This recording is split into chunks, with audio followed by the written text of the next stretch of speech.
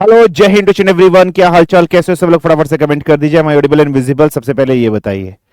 तो मैं विक्रांत पंडित आपका स्वागत करता हूं आपके अपने परिवार डिफेंस वाला पर। बेटा, आज का जो लेक्चर है non metals and it's compounds, इस लेक्चर को मैं रिकॉर्डेड फॉर्म में आपको प्रोवाइड करा रहा हूं ताकि कंटेंट ज्यादा डिलीवर हो सके। एक्चुअली क्या हो रहा है, कुछ अर्जेंट पीस ऑफ वर्क मेरे को है, तो इसलिए मैं आज आपकी लाइव क्लास नहीं ले पा रहा हूं। तो डेट्स वाई ये जो लेक्चर है non metal and its compound का, ये आपको रिकॉर्डेड फॉर्म में दिया जा रहा है। ठीक है, सो आई होप आप सब अंडरस्टैंड करेंगे, सब कुछ आपको समझ में आ जाएगा, बहुत इजीली यहां पर समझ आएगा। मैं फिर से बता रहा हूं, ये लेक्चर आपको रिकॉर्डेड फॉर्म में दिया जा रहा है। तो अगर हम लोग बात करें आज के इस लेक्चर के अंदर हम लोग क्या पढ़ेंगे, तो हम लोग बेसिकली कुछ नॉन मेटल्स हमारे पास हैं बेटा। इस नॉन मेटल्स की अगर हम लोग बात कर रहे हैं, जैसे फॉर एग्जांपल नॉन मेटल्स में एक नॉन मेटल्स हमारे पास है हाइड्रोजन, एक नॉन मेटल है हमारे पास ऑक्सीजन, और एक नॉन मेटल है हमारे पास नाइट्रोजन। तो हमारे पास कुछ नॉन मेटल्स है हाइड्रोजन, ऑक्सीजन और नाइट्रोजन। इन नॉन मेटल्स की प्रॉपर्टीज हमें डिस्कशन करनी पड़ेगी। So we have to discuss the properties of these non metals की इन नॉन मेटल्स की प्रॉपर्टीज एक्चुअली क्या है। अगर हम बात कर रहे हैं तो हम लोग इसमें केमिकल प्रॉपर्टीज भी डिस्कशन करेंगे, एज वेल एज हम लोग यहां पर फिजिकल प्रॉपर्टीज भी डिस्कशन करेंगे कि फिजिकल और केमिकल प्रॉपर्टीज क्या है। तो non metal and its compound में हाइड्रोजन, ऑक्सीजन, नाइट्रोजन की फिजिकल और केमिकल प्रॉपर्टीज दोनों हम लोग यहां पर पढ़ेंगे, दोनों प्रॉपर्टीज को हम लोग यहां पर डिस्कशन करेंगे, दोनों प्रॉपर्टीज को यहां पर हम लोग समझने की कोशिश करेंगे। So without wasting of any time, let's begin. आज के लेक्चर को हम लोग स्टार्ट करते हैं, आज के लेक्चर को हम लोग पढ़ना समझते हैं बेटा। तो this is Bing my Telegram channel. अगर आपको ज्वाइन करना, आप इस टेलीग्राम चैनल को ज्वाइन कर सकते हैं और अपनी क्लासेस को कर सकते हैं। तो स्टार्ट करते हैं। आज हम लोग सबसे पहले जिस नॉन मेटल्स के बारे में डिस्कशन करेंगे, that non metal is being hydrogen. तो हम लोग जिस नॉन मेटल के बारे में सबसे पहले पढ़ेंगे वो होगा आपका हाइड्रोजन। अगर मैं हाइड्रोजन के बारे में बात कर रहा हूं बेटा, समझना सबसे पहला पॉइंट क्या है। अगर मैं हाइड्रोजन का एटॉमिक नंबर की बात कर रहा हूं, if I am talking about it's Z, तो एटॉमिक नंबर होता है 1। अगर मैं इसकी इलेक्ट्रॉनिक कॉन्फ़िगरेशन की बात कर रहा हूं, अगर मैं इसकी इलेक्ट्रॉनिक कॉन्फ़िगरेशन की बात कर रहा हूं, तो इसकी इलेक्ट्रॉनिक कॉन्फ़िगरेशन क्या होगी बेटा? तो it's electronic configuration is 1s1। तो इलेक्ट्रॉनिक कॉन्फ़िगरेशन क्या होगी? 1s1। नेक्स्ट अगर मैं बात कर रहा हूं तो ये कौन से ब्लॉक का एलिमेंट है, तो अगर हम लोग बात कर रहे हैं, सो this is Bing S block element. S block element क्यों बेटा? क्योंकि लास्ट वैलेंस इलेक्ट्रॉन इसका एस सेल के अंदर जा रहा है, तो ये एस ब्लॉक का एलिमेंट है। ठीक है। दूसरा, अगर मैं इसका नेचर देखूं तो आप इसको डाइहाइड्रोजन भी कह सकते हो, you can also called it S dihydrogen भी कह सकते हो या नहीं कह सकते हो। डाइहाइड्रोजन क्यों? क्योंकि यहां पर एटम्स, कितने एटम्स मौजूद है बेटा? तो 2 एटम्स मौजूद हैं, किसके? हाइड्रोजन के। So that's why dihydrogen. इसका मतलब अगर मैं यहां पर इसकी एटॉमिसिटी की बात करूं कि what is being it's atomicity, तो इसकी एटॉमिसिटी है बेटा 2। So it's atomicity is being 2, क्योंकि 2 एटम है तो एटॉमिसिटी क्या बेटा? 2 है। ये सिंपल सा पॉइंट याद रख लेना। अगर मैं यहां पर बात करूं कि इसकी डिस्कवरी किसने करी थी, पेपर में क्वेश्चन आ सकता है कि हु डिस्कवर्ड इट, तो याद रख लेना हेनरी कैवेंडिश।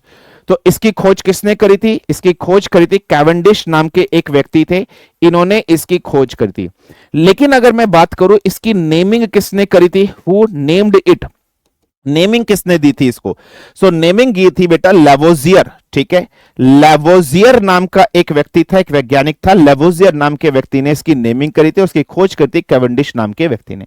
सो खोजकर्ता कैवेंडिश था और नेमिंग किसने करी थी? लेवोजियर नाम का जो व्यक्ति था, इसने इसकी खोज वगैरह करी थी। ये सिंपल सा पॉइंट याद रखना। दूसरा, अगर मैं हाइड्रोजन के बारे में बात करूं तो हाइड्रोजन नेचर में कैसा है बेटा? नॉन मेटल्स है। हाइड्रोजन नेचर में कैसा है? नॉन मेटल है। लेकिन अगर मैं इसके ग्रुप की बात करूं कि ये कौन से ग्रुप का एलिमेंट है, so it's being an element of group 1 element. So ये ग्रुप 1 एलिमेंट है और ये नेचर में नॉन मेटल है। सो ग्रुप 1 एलिमेंट और नेचर में कैसा बेटा? नॉन मेटल है। ये सिंपल सी बेसिक सी प्रॉपर्टीज है, ये सिंपल सी बेसिक सी चीज है जो आपको पढ़नी है, आपको समझनी है, याद रखनी है।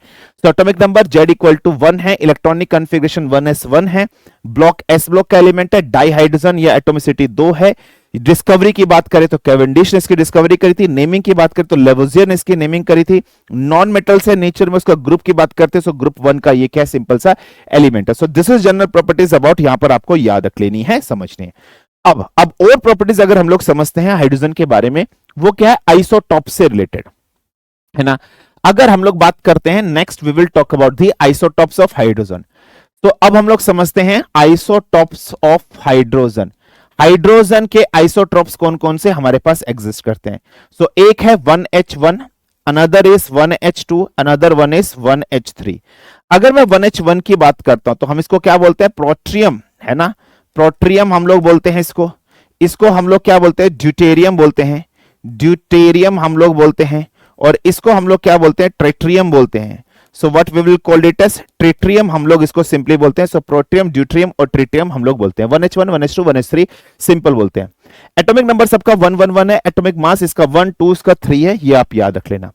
अगर मैं यहां पर बात करूं प्रोटियम के अंदर, सो प्रोटियम के अंदर नंबर ऑफ इलेक्ट्रॉन्स और प्रोटॉन की संख्या कितनी है बेटा? 1 है। न्यूट्रॉन की संख्या कितनी है बेटा? 0 है। इसके अंदर अगर मैं बात करूं इलेक्ट्रॉन और प्रोटॉन की संख्या कितनी है? 1, जानते हो ना, 1 है। और न्यूट्रॉन की संख्या भी इसमें कितनी है बेटा? 1 है।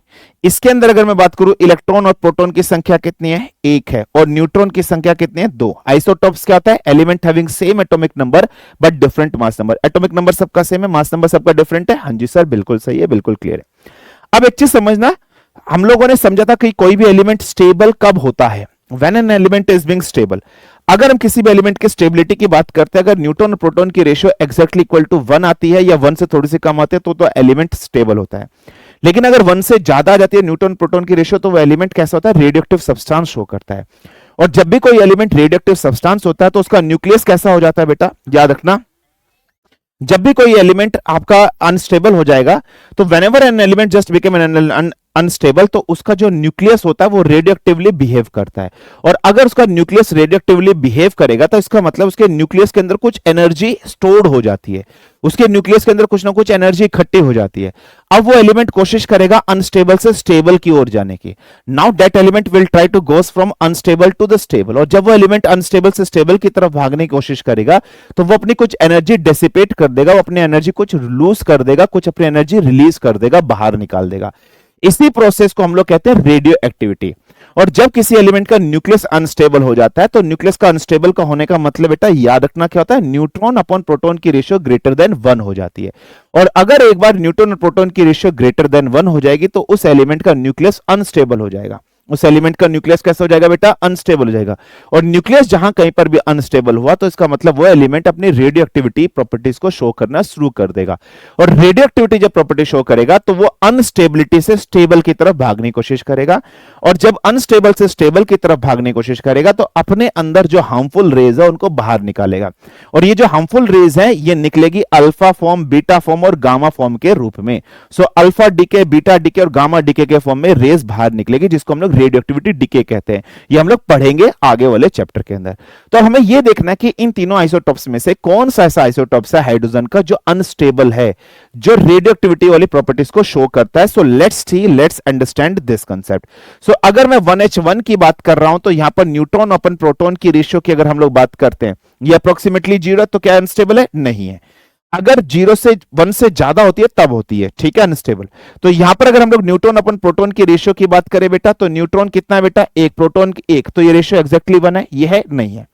यहां पर अगर हम लोग न्यूट्रॉन और प्रोटॉन की रेशियो की बात करें तो न्यूट्रॉन बेटा कितने हैं? 2 है। प्रोटॉन कितने बेटा? 1 है। तो इसका मतलब इसका जो न्यूक्लियस है वो कैसा होगा? अनस्टेबल होगा। और न्यूक्लियस अगर अनस्टेबल होगा तो ये कैसा सब्सटेंस है? ट्रिटियम। तो याद रख लेना रेडियो एक्टिव सब्सटेंस है। So this is being what? This is being your radioactive substance. ये सिंपल सा पॉइंट है, सिंपल सा कंसेप्ट है जो आपको पढ़ना है। सो ट्रिटियम की अगर हम लोग बात करें तो ट्रिटियम आपको रेडियोएक्टिव सब्सटेंस में इंक्लूडेड किया जाता है 1H3। क्यों किया जाता है? क्योंकि इसमें न्यूट्रॉन और प्रोटॉन की रेशियो ग्रेटर देन 1 आ रही है, दैट्स व्हाई।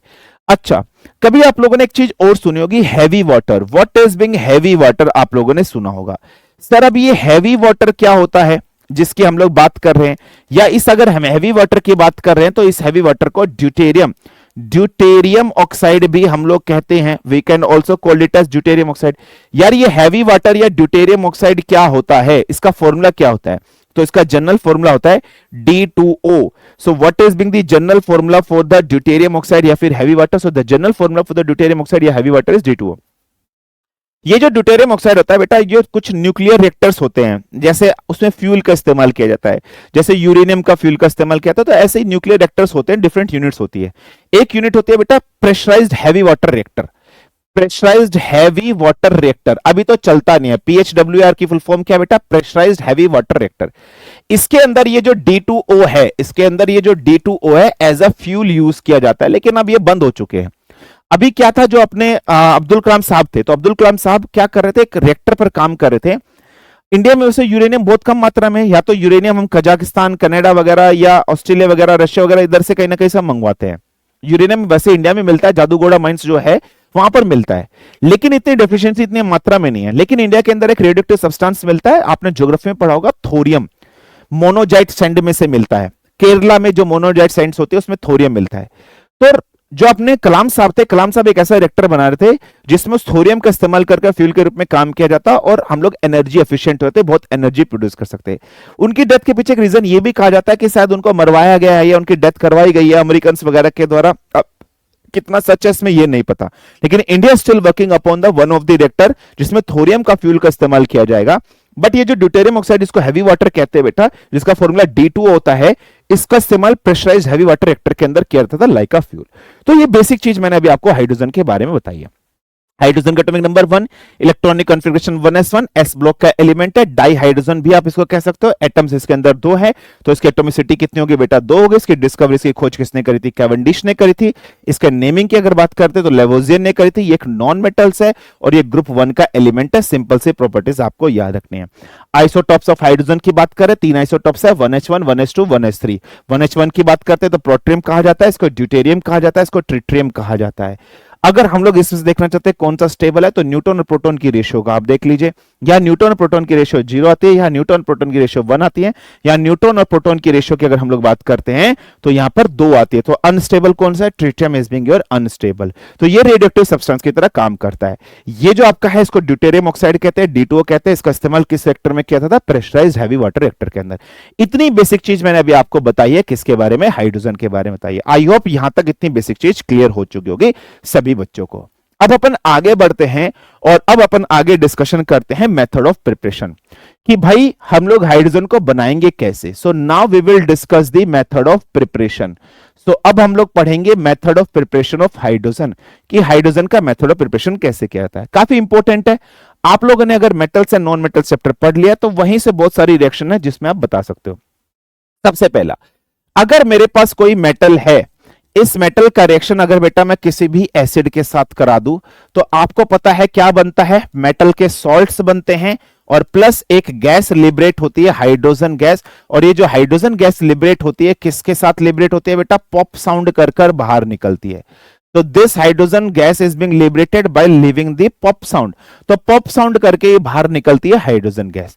अब समझते हैं, इस चीज को एक्सप्लेन करते हैं। फॉर एग्जांपल, एक मेटल है मेरे पास, जिंक है ना बेटा? एक एलिमेंट है या एक मेटल मेरे पास जिंक है। इस जिंक का रिएक्शन फॉर एग्जांपल मैं किसके साथ कर देता हूं? सल्फ्यूरिक एसिड H2SO4 के साथ मैं करता हूं।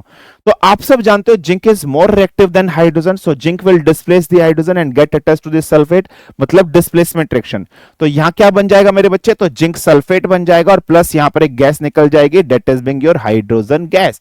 तो हाइड्रोजन गैस का लिबरेशन। अभी ये इक्वेशन अनबैलेंस्ड है, आप इसको खुद से बैलेंस कर लेना। तो हमें क्या करना था? हमें मेथड ऑफ प्रिपरेशन करना था हाइड्रोजन गैस। तो देखो, पहला हाइड्रोजन गैस प्रिपरेशन हो गया या नहीं हो गया? अनबैलेंस्ड, आप खुद से बैलेंस कर लेना, मैं नहीं कर रहा हूं बैलेंस, ये आप समझ लेना बेटा, ठीक है। First method of preparation clear है। इसी तरीके से अगर हम लोग दूसरे मेथड ऑफ प्रिपरेशन की बात करते हैं, अगर फॉर एग्जांपल मेरे पास क्या है बेटा? नॉन मेटल है, ठीक है। अगर मेरे पास नॉन मेटल है, इस नॉन मेटल का रिएक्शन में किसके साथ कर देता हूं?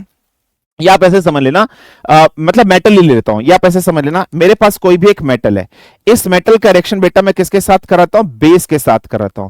तो मुझे कोई भी यहां पर सॉल्ट मिलेगा और यहां पर एक गैस मिलेगी और वो हाइड्रोजन गैस क्या होगी? लिबरेट। ये एरो का मतलब क्या? लिबरेट होना। तो हाइड्रोजन गैस रिलीज होगी। सर इसका कोई एग्जांपल्स बता सकते हो? हाँ, मैंने आपको लिखा है तो, और मैंने कहा था ये याद रख लेना, जब हम लोग प्रॉपर्टीज पढ़ेंगे वहां पर इस्तेमाल होगा।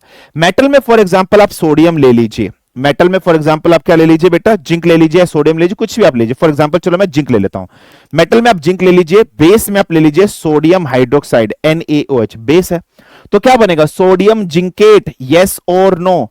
What would be formed? Sodium zincate. और मैंने आपको कहा था ना बेटा, इसका फॉर्मूला याद रख लेना, और एक गैस लिबरेट होगी, that is being hydrogen gas, pop sound के साथ। अनबैलेंस्ड है, अनबैलेंस्ड है तो आप बैलेंस कर लेना। सोडियम जिंकेट का फॉर्मूला क्या होता है? Na2ZnO2। What is the formula of sodium zincate? Na2ZnO2, this is the formula of sodium zincate. ये आपका फॉर्मूला होता है मेरे बच्चे सोडियम जिंकेट का। यस और नो, कोई प्रॉब्लम, कोई समस्या, कोई दिक्कत नहीं। तो सोडियम जिंकेट मिला या नहीं मिला, मैंने लिखा था, याद करो, आपको इक्वेशन लिखाई थी। सो दो मेथड ऑफ प्रिपरेशन आपको समझ में आ गए। मेटल का रिएक्शन एसिड के साथ हो, मेटल का रिएक्शन बेस के साथ हो, तो हाइड्रोजन गैस की फॉर्मेशन होती है। ये दो रिएक्शन आपके सामने मैंने आपको लिखा दिए, दो रिएक्शन आपको यहां पर बहुत अच्छे से समझ में आ गए होंगे। अब तीसरा रिएक्शन जो है बेटा वो है इलेक्ट्रोलाइसिस ऑफ वाटर। तो अब आते हैं तीसरे मेथड पर। तीसरा मेथड क्या बेटा, इलेक्ट्रोलाइसिस। ठीक है, electrolysis of water. Electrolysis of water, अगर आपको याद हो बेटा, मैंने इलेक्ट्रोलाइसिस आपको पढ़ाया था, यस और नो, हाँ जी सर। क्या मतलब होता है, देखो इलेक्ट्रो का मतलब क्या हो गया बेटा, इलेक्ट्रो का मतलब हो गया electricity. What is the meaning of electro? So the meaning of electro is electricity. And what is the meaning of lysis? Lysis का मतलब हो गया है breakdown, है ना।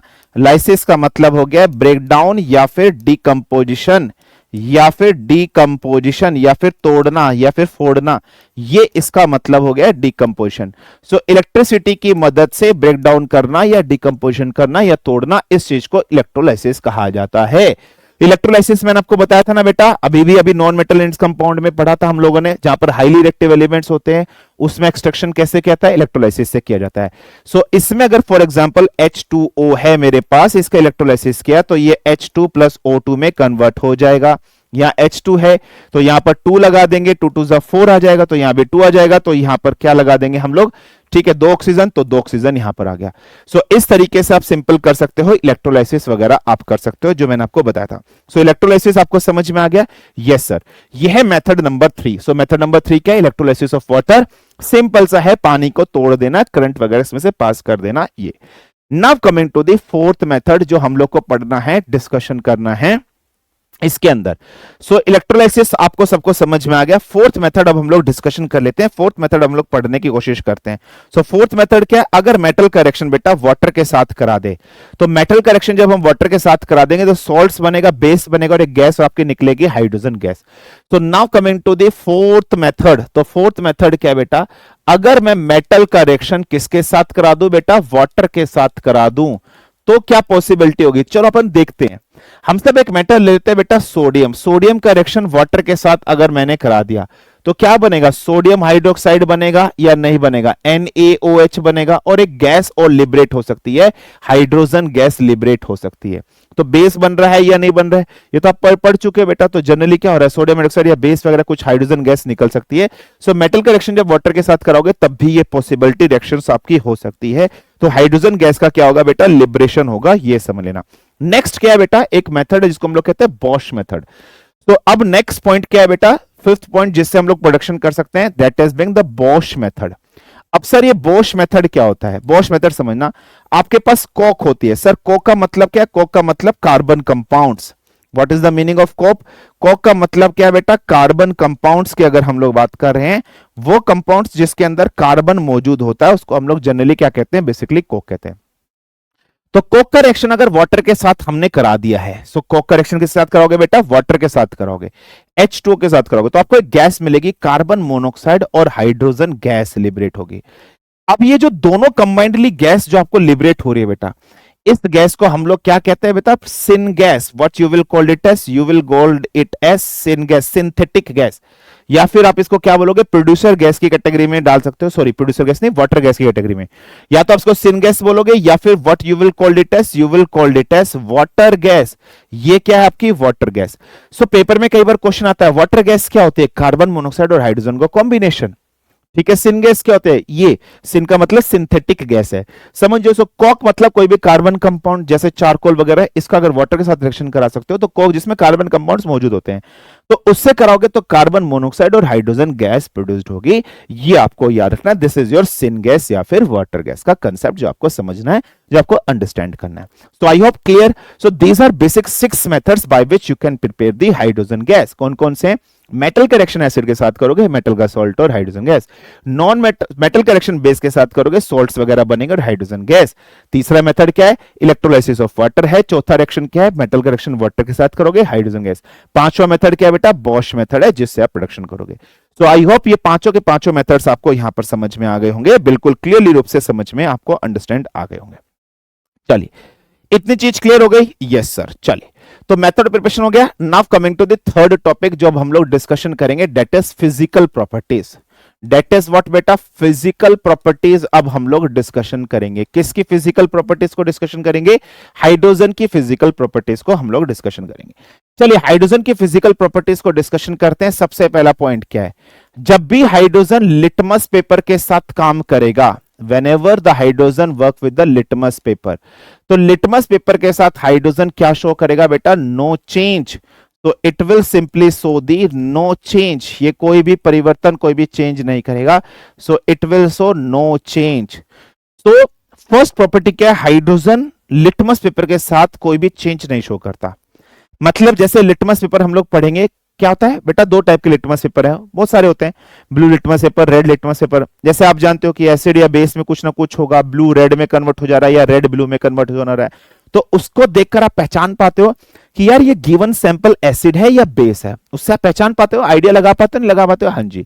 लेकिन अगर मैं यहां पर बात करूं हाइड्रोजन गैस में, हाइड्रोजन एक कलरलेस, ऑर्डरलेस और टेस्टलेस गैस होती है। तो अगर मैं हाइड्रोजन की बात करूं बेटा, मोस्ट इंपॉर्टेंट पॉइंट है, ये कैसी होती है याद रख लेना। It's being a colourless, it's being a odourless. ठीक है बेटा, ऑर्डरलेस गैस। और ये कैसी गैस होती है बेटा? टेस्टलेस होती है। तो ये कलरलेस होती है, टेस्टलेस होती है बेटा। ये सिंपल सा कंसेप्ट है, ये सिंपल सा पॉइंट है जो आपको समझना है।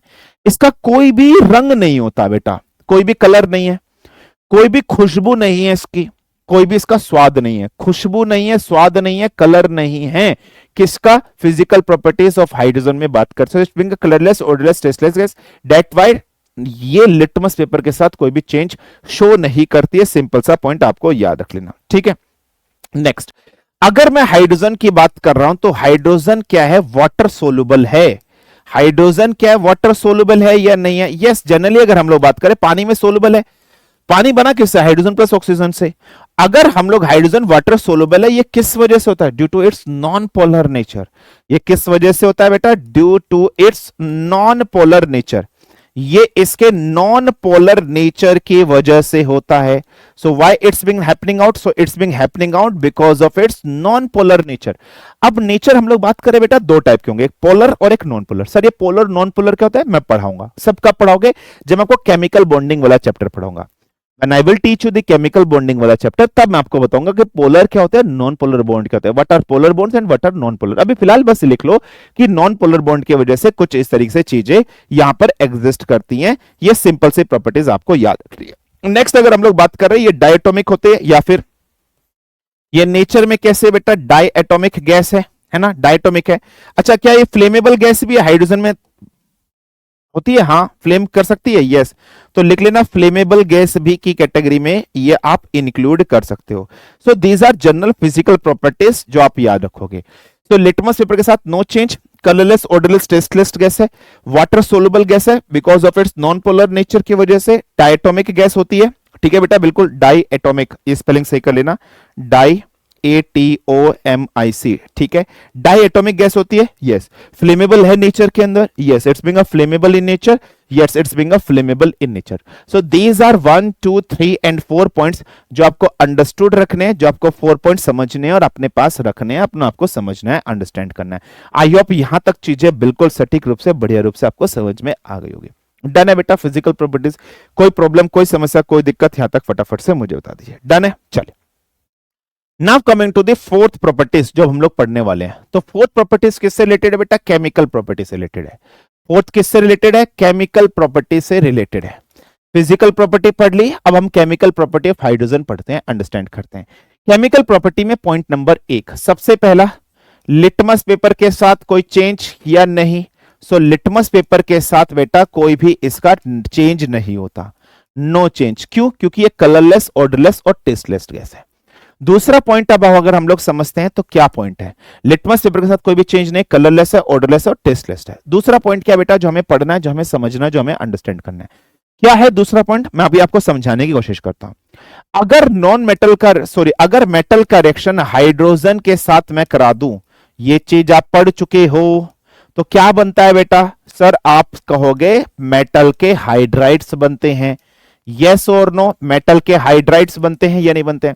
तो मेटल का रिएक्शन करोगे तो मेटल हाइड्राइड्स, जैसे लिथियम का रिएक्शन हाइड्रोजन के साथ lithium hydride, sodium hydride, potassium hydride, है ना, बिल्कुल कुछ इस तरीके से जो आप बोलते हो।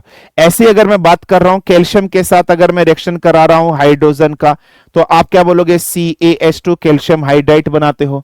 और जब भी हाइड्राइड बनते हैं, whenever a hydride is being formed, तो oxidation number, so oxidation number of hydrogen कितना हो जाता है मेरे बच्चों, सो ऑक्सीडेशन नंबर ऑफ हाइड्रोजन हो जाता है -1। अदरवाइज हाइड्रोजन का ऑक्सीडेशन नंबर रहता है +1। सिर्फ हाइड्राइड के केस में ऐसा रहता है। पहली property clear. Now coming to the third, next क्या है बेटा, अगर नॉन मेटल का रिएक्शन, अगर मेरे पास कोई भी नॉन मेटल है, इस नॉन मेटल का रिएक्शन हाइड्रोजन के साथ अगर मैं करा दूं तो क्या होगा, तो आप क्या बोलोगे, कोवलेंट हाइड्राइड्स बनते हैं। व्हाट इज बीइंग फॉर्म्ड, तो आप क्या बोलोगे, कोवलेंट हाइड्राइड्स बनते हैं, यस और no. So covalent hydrides are being formed. अच्छा, यहां पर जो ये मेटल हाइड्राइड्स बनेंगे, यहां पर अगर हम जो मेटल हाइड्राइड्स की बात कर रहे हैं, ये मेटल हाइड्राइड्स का नेचर कैसा होता है, what is being the nature of the metal hydride. So अगर मैं नेचर ऑफ मेटल हाइड्राइड्स की बात करूंगा तो इसका नेचर होता है ionic. So what is being the nature of metal hydride, तो इसका नेचर होता है आयनिक हाइड्राइड्स। सो इसका नेचर कैसा होता है बेटा, आयनिक होता है। इसका नेचर कैसा होता है बेटा, आयनिक होता है। इसका नेचर कैसा होता है, आयनिक, क्योंकि देखो हाइड्रोजन नॉन मेटल है, ये मेटल है, तो मेटल और नॉन मेटल जब रिएक्शन करते हैं तो आयनिक होते हैं, सो आयनिक हाइड्राइड्स। और यहां पर अगर हम लोग बात करें तो कोवलेंट हाइड्राइड्स बन रहा है, ये सिंपल सा याद रख लेना, क्लियर है। सो यहां पर क्या बनेंगे, कोवलेंट हाइड्राइड। जैसे अगर मैं बात कर रहा हूं हाइड्रोजन फ्लोराइड, हाइड्रोजन ब्रोमाइड, है ना, hydrogen fluoride, hydrogen bromide, hydrogen chloride, है ना, एंड सो ऑन। ये सिंपल सा पॉइंट आपको याद रखना है। इसी तरीके से अगर हम लोग बात कर रहे हैं, तीसरा पॉइंट, चौथा पॉइंट क्या है, रिएक्शन विथ मेटल ऑक्साइड, है ना। अगर हम हाइड्रोजन की बात कर रहे हैं, अगर मेरा हाइड्रोजन का रिएक्शन किसके साथ करा दिया जाए बेटा, मेटल के ऑक्साइड के साथ करा दिया जाए, तो क्या फॉर्मेशन होगी, तो क्या पॉसिबिलिटीज होगी, वो अब हमें समझना है। जैसे फॉर एग्जांपल मैं करता हूं हाइड्रोजन का रिएक्शन जिंक ऑक्साइड के साथ कर दो या क्यूप्रस ऑक्साइड के साथ कर दो। जैसे फॉर एग्जांपल हाइड्रोजन है, इसका रिएक्शन जिंक ऑक्साइड के साथ आप कर दो या आप क्यूप्रस ऑक्साइड के साथ आप कर दो, CuO के साथ कर दो, तो क्या बनेगा। अब ये जो जिंक है, जिंक तो हाईली रिएक्टिव है, तो ये सीधा वाटर बन जाएगा या नहीं बन जाएगा। जैसे फॉर एग्जांपल आप रिएक्टिविटी सीरीज जानते हो, केदारनाथ का माली, है ना, आलू जरा फीका सा पकाता है कुछ, ठीक है, कुछ हरा। अब फॉर एग्जांपल मैं काम करता हूं, जिंक ऑक्साइड को मैं हटा देता हूं, मैं क्यूप्रस ऑक्साइड के साथ इसका रिएक्शन कराता हूं। मैंने क्यूप्रस ऑक्साइड के साथ कराया, तो कॉपर कहां है, ये रहा। हाइड्रोजन कहां है, ये रहा। हाइड्रोजन मोर एक्टिव है कॉपर से, तो hydrogen will displace the copper and get attached to the oxygen. तो जनरली यहां पर कॉपर को ये अलग कर देगा और देखो आप वाटर की फॉर्मेशन कर देगा। तो ये क्या बना रहा है बेटा, ये जनरली कहीं ना कहीं एक मेटल बना देगा और प्लस वाटर की फॉर्मेशन आपके सामने कर देगा। डिस्प्लेसमेंट रिएक्शन कर रहा है, नहीं कर रहा है, बिल्कुल कर रहा है। So these are the 4 chemical properties में आपको याद रख लेनी है, 4 केमिकल प्रॉपर्टीज आपको समझ लेनी है, अंडरस्टैंड कर लेनी है, जो बहुत ज्यादा आपके लिए क्या है बेटा, इंपॉर्टेंट है। सो बहुत ज्यादा जो आपके लिए क्या बेटा, इंपॉर्टेंट है। सो लिटमस पेपर का कोई भी रिएक्शन नहीं होता, नो चेंज होता है। क्यों, क्योंकि ये कलरलेस, ऑर्डरलेस और टेस्टलेस गैस होती है। मेटल का रिएक्शन जब हाइड्रोजन के साथ होगा तो मेटल के हाइड्राइड्स बनेंगे, और मेटल के हाइड्राइड्स नेचर में कैसे होते हैं बेटा, आयनिक होते हैं। नॉन मेटल के जब हाइड्रोजन के साथ रिएक्शन होगा तो क्या बनेंगे, कोवलेंट हाइड्राइड्स बनेंगे। तो नेक्स्ट क्या है, हाइड्रोजन का रिएक्शन अगर मेटल ऑक्साइड्स के साथ आप करोगे तो जनरली मेटल्स और वाटर की फॉर्मेशन आपके सामने हो रही है। So I hope 4 chemical property, physical properties, general properties hydrogen की आपको समझ में आ गई होगी। Now we will come to the uses, कि हाइड्रोजन का यूजेस वगैरह कहां पर किया जाता है, उसके बारे में हम पढ़ेंगे, उसके बारे में हम लोग समझेंगे। सो 4th प्रॉपर्टीज हो गई। Now coming to the 5th properties of hydrogen. चलिए अब हेडिंग डाल लीजिए यूजेस। सो नाउ इंपोर्टेंटली अब हमें पढ़ना है यूजेस। तो यूजेस में सबसे पहला क्या बेटा, ग्रीन फ्यूल के रूप में इस्तेमाल कर सकते हो, यस और नो, हाँ जी sir. So it's being used in the form of green fuel. Green fuel मतलब pollution free. What is the meaning of green fuel, green fuel का मतलब बेटा पोल्यूशन फ्री।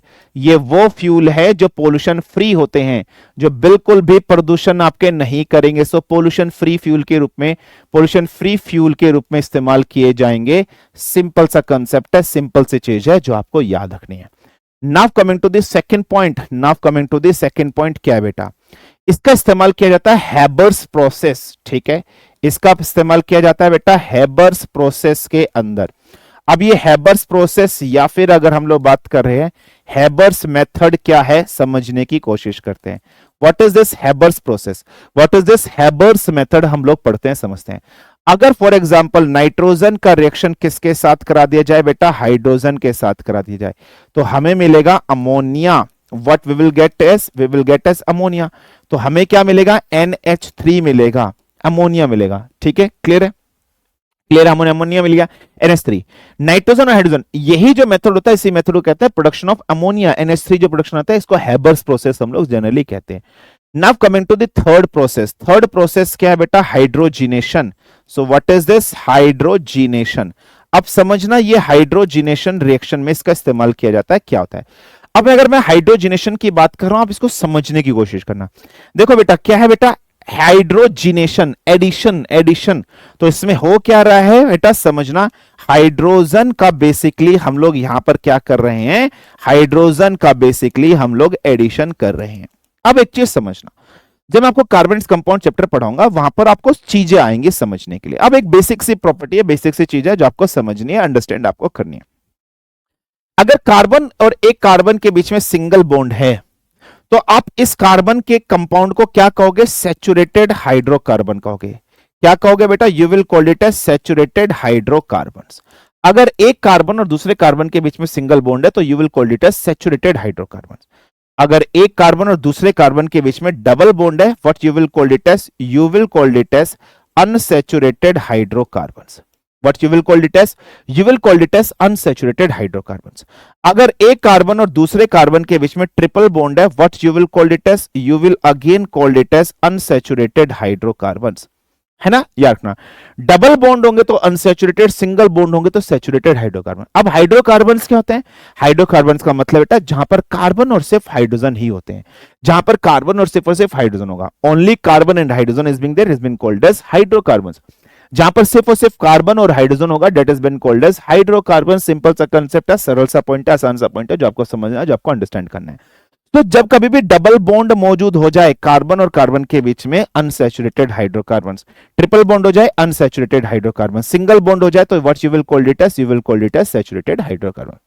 अब समझना ये हाइड्रोजिनेशन रिएक्शन में क्या होता है बेटा, हाइड्रोजिनेशन रिएक्शन में आपके जितने भी अनसैचुरेटेड हाइड्रोकार्बन्स होंगे, अनसैचुरेटेड हाइड्रोकार्बन्स, इसको किसी ना किसी कैटलिस्ट की प्रेजेंस में, इसको किसी ना किसी कैटलिस्ट की प्रेजेंस में कन्वर्ट किया जाएगा। किस में कन्वर्ट कर दिया जाएगा बेटा, सैचुरेटेड हाइड्रोकार्बन्स में कन्वर्ट कर दिया जाएगा। कहने का मतलब वनस्पति ऑयल से अगर हम लोग बात कर रहे हैं, ये क्या है, वनस्पति ऑयल, इसको हम लोग बोलते हैं वनस्पति ऑयल। तो वनस्पति ऑयल से हम लोग क्या बना रहे हैं, वनस्पति घी बना रहे हैं। हम लोग क्या बना रहे हैं बेटा, वनस्पति घी बना रहे हैं। सर ये वनस्पति घी को क्या कहा जाता है, vanaspati ghee is been called as Dalda. वनस्पति घी को हम लोग क्या कहते हैं बेटा, so vanaspati ghee is been called as Dalda. वनस्पति घी को हम लोग डालडा बोलते हैं। So we will call the vanaspati ghee as Dalda. मतलब वनस्पति ऑयल से वनस्पति घी बनाना, डालडा बनाना, उसके लिए इस मेथड का इस्तेमाल करता है। अब यहां पर जो कैटलिस्ट है वो कैटलिस्ट क्या होता है बेटा, निकल कैटलिस्ट होता है और इसमें हाइड्रोजन का ऐड हो जाएगा। सो कैटलिस्ट का हम लोग किसका इस्तेमाल करते हैं बेटा, सो निकल is being the catalyst which is being used up here. निकल एक कैटलिस्ट होता है जिसका इस्तेमाल यहां पर किया जाता है। अब इस रिएक्शन में क्या होगा बेटा, फॉर एग्जांपल एक कार्बन बॉन्ड है तो आप लिखोगे डबल, ठीक है, ध्यान समझना, जैसे C2H2, ठीक है, ध्यान समझना, C2H2 है, इसका कन्वर्जन हो रहा है निकल के प्रेजेंट में और यहां पर एडिशन हो जाएगा हाइड्रोजन। तो एक हाइड्रोजन इसको मिल जाएगा, एक हाइड्रोजन इसको मिल जाएगा बेटा, दो हाइड्रोजन मिल जाएंगे, नहीं मिल जाएंगे, बिल्कुल एग्जैक्टली।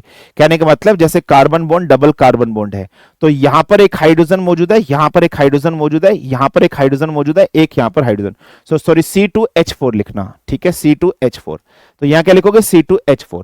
ये एक्चुअली में है क्या, ये मेरे सामने मैंने लिखा है एल्कीन। जब डबल बॉन्ड होता है तो क्या होता है, एल्कीन होता है।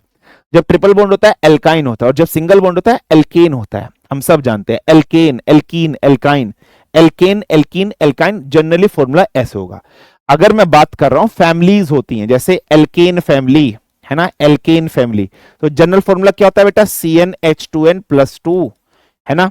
एल्कीन फैमिली अगर हम लोग बात कर रहे हैं तो एल्कीन फैमिली में जनरल फॉर्मूला क्या होगा, CnH2n, ठीक है। और एल्काइन फैमिली अगर हम लोग बात कर रहे हैं तो एल्काइन फैमिली में क्या होगा बेटा, CnH2n माइनस ऑफ 2।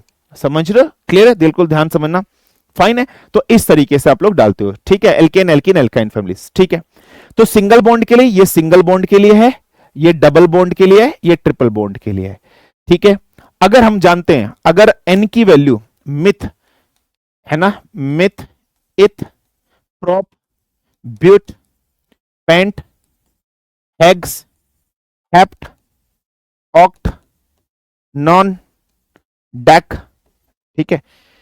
ये n की वैल्यू 1, n की वैल्यू 2, n की वैल्यू 3, n की वैल्यू 4, n की वैल्यू 5, n की वैल्यू 6, n की वैल्यू 7, n की वैल्यू 8, n की वैल्यू 9, n की वैल्यू 10। ये जनरल प्रॉपर्टीज है ना। This is the general things that you have to kept here in your mind. 1 2 3 4 5 6 7 8 9 10 myth, eth, prop, but, paint, hence. अगर N family है तो suffix लगा दोगे एन, अगर इन है तो इन लगा दोगे, आइन है तो आइन, एल्केन एल्कीन एल्काइन, बस ये वैल्यूज आप पुट करोगे। तो यहां पर ये क्या बन गया, दिस इज एल्कीन बन गया है। अब इसमें 2 हाइड्रोजन ऐड कर दोगे, एक हाइड्रोजन इसको मिल जाएगा, एक हाइड्रोजन, तो ये किस में कन्वर्ट हो जाएगा, तो ये किस में कन्वर्ट हो जाएगा, एक हाइड्रोजन, एक हाइड्रोजन, एक हाइड्रोजन, इधर एक हाइड्रोजन, इधर एक हाइड्रोजन, इधर एक हाइड्रोजन, सो C2H6 में कन्वर्ट हो जाएगा। तो 2 2 2 4 प्लस 2 6, तो ये क्या बन जाएगा, एल्केन बन जाएगा। सो दिस इज व्हाट बेटा, ये याद रख लेना, ठीक है। क्लियर है? ये एल्केन बन जाएगा और एल्केन में क्या बन जाएगा, इथेन बन जाएगा। सो what is this, this is your ethane. तो ये एल्कीन से क्या बन गया, इथीन से ये जनरली क्या बन गया, इथीन से इथेन में कन्वर्ट हो गया। तो ये C2H4 किस में कन्वर्ट हो गया, C2H6 में कन्वर्ट हो गया है निकल कैटलिस्ट के प्रेजेंस में। यही है हाइड्रोजनेशन रिएक्शन। तो ये वनस्पति घी बन गया डालडा से। सो ये रिएक्शन आपको याद रखने, इसमें कई बार कैटलिस्ट पूछ लेता है। पैलेडियम एक कैटलिस्ट और होता है, निकल या पैलेडियम। अगर हम लोग बात कर रहे हैं तो कई बार पैलेडियम भी लिखा होता है। सो निकल कैटलिस्ट का इस्तेमाल कर लो या फिर पैलेडियम। एक कैटलिस्ट और होता है पैलेडियम, याद रख लेना, पैलेडियम। सो एक कैटलिस्ट और इस्तेमाल किया जाता है, कैटलिस्ट या तो निकल या पैलेडियम कैटलिस्ट का इस्तेमाल किया जाता है। So this is your hydrogenation reaction जो आपको समझना है। फाइन है, क्लियर है, अंडरस्टूड है। आई होप यहां तक चीज क्लियर हो गई होंगी। So this is the general use जो आपको समझना है, ठीक है, क्लियर है। Next, now coming to the third use. Third use किसमें बेटा है, फर्टिलाइजर्स। अगर हम लोग बात कर रहे हैं इसका इस्तेमाल कहां पर किया जाता है, फर्टिलाइजर्स, खाद वगैरह बनाने में भी इस्तेमाल किया जाता है। स्पेसिफिकली अगर हम लोग बात कर रहे हैं जैसे अमोनिया नाइट्रोजनस फर्टिलाइजर्स वगैरह बनाने में, जैसे अमोनियम सल्फेट वगैरह बनाने में, तो लिख लेना like ammonium sulphate. So ammonium sulphate नाम का एक फर्टिलाइजर होगा, वहां पर इसका इस्तेमाल किया जाएगा। सर ये फर्टिलाइजर्स वाले टॉपिक आप कब पढ़ोगे, जब केमिस्ट्री इन ह्यूमन लाइफ में आपको पढ़ाऊंगा वहां मैं आपको बताऊंगा। सो अमोनियम सल्फेट क्या मेरा बच्चा, तो याद रख लेना, this is being a fertilisers, जिसका इस्तेमाल यहां पर किया जाता है, जिसका यूज यहां पर किया जाता है, जो आपको पढ़नी है, जो आपको समझनी है, जो आपको अंडरस्टैंड करनी है। So this is what we have to discuss. So fertilisers, ammonium sulphate fertilisers के रूप में इसका इस्तेमाल किया जाता है। सिंपल सा पॉइंट है, सिंपल सा कंसेप्ट है, जो आपको समझना है, जो आपको अंडरस्टैंड यहां पर रखना है, क्लियरली अपने दिमाग के अंदर फिट रखना है, ठीक है। आई होप यहां तक चीजें क्लियर हैं, आई होप यहां तक चीजें बिल्कुल अंडरस्टूड हैं, आई होप यहां तक बिल्कुल चीजें फटाफट से आपको समझ में आ गई। फर्टिलाइजर्स, अमोनियम सल्फेट्स के रूप में, ठीक है बेटा, डन है। So these are the basic uses जो आपको समझने हैं, जो आपको यहां पर पढ़ने थे और आपको यहां पर मैंने आपको बता दिए।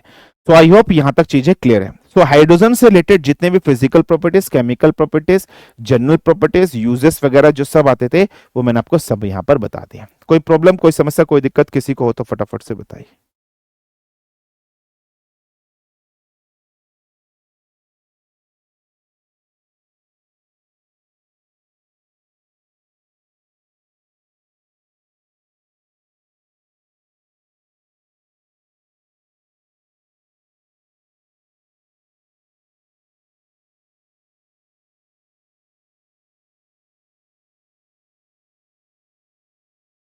चलिए, done.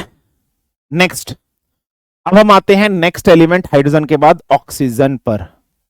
Now we will come to the oxygen. जैसे हाइड्रोजन को हम लोगों ने डिस्कशन किया, ऐसे ही ऑक्सीजन को पढ़ेंगे। जनरली हम ऑक्सीजन को कैसे लिखते हैं बेटा, O2 की फॉर्म में ऐसे लिखते हैं, है ना, we will write oxygen as O2।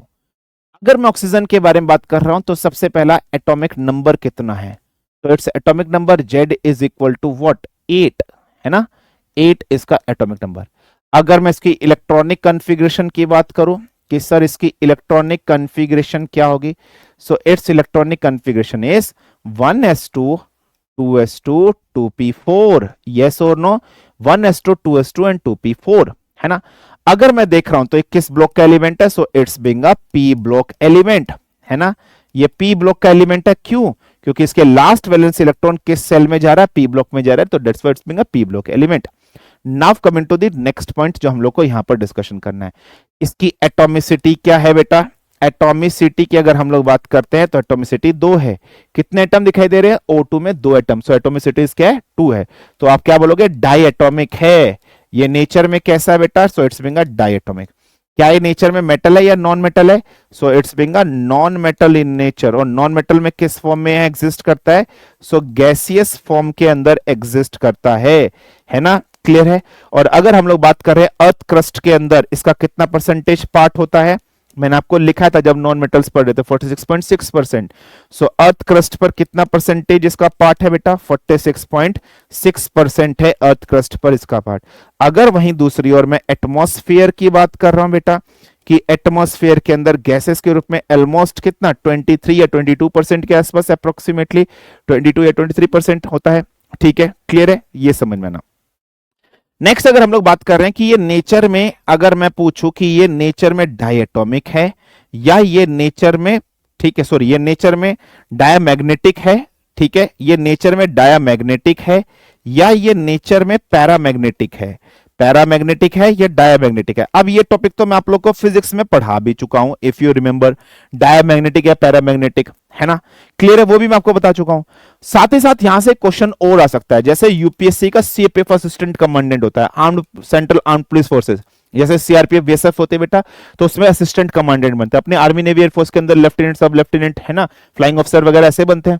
तो जो सीआरपीएफ होती है, बीएसएफ होती है, जो मिनिस्ट्री ऑफ होम अफेयर्स के अंडर में आती है, उसमें असिस्टेंट कमांडेंट, वो ग्रेजुएशन के टाइम पे एग्जाम दिया जाता है।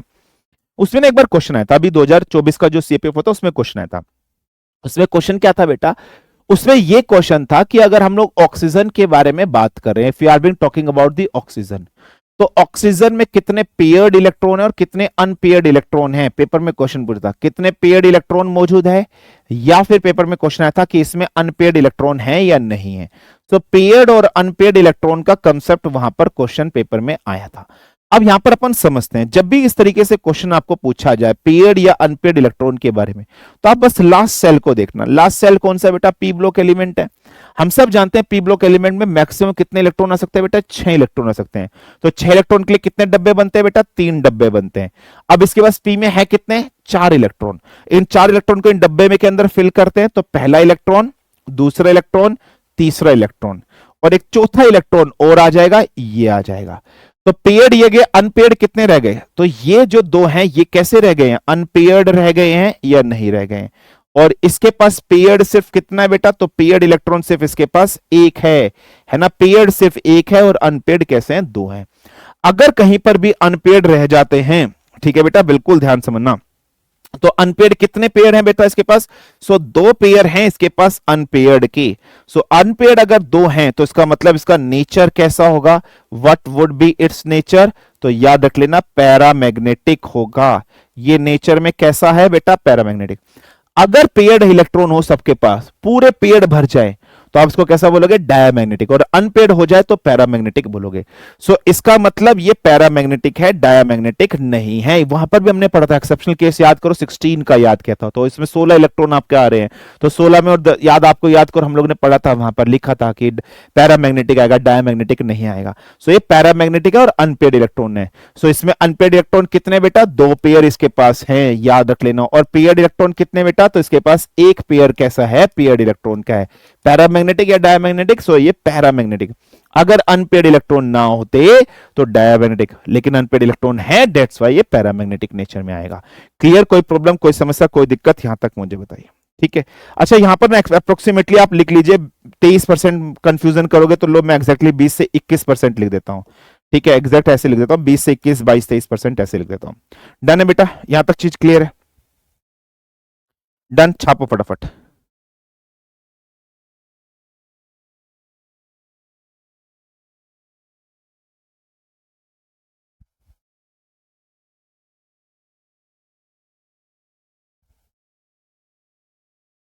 ठीक है। अच्छा, इसकी डिस्कवरी किसने करती? सीले एंड प्रिस्ले नाम के व्यक्ति ने। Presley, PRIESTLEY, Presley and she'll, SCHEELEE। Presley और शील नाम के व्यक्ति हैं जिसने इसकी डिस्कवरी, इसकी खोज करी थी, ये लिख लेना। तो खोज बाय वोम? प्रिस्ले एंड शील नाम के व्यक्ति ने इसकी खोज करी थी। डन है, इतनी चीज छाप लीजिए फटाफट।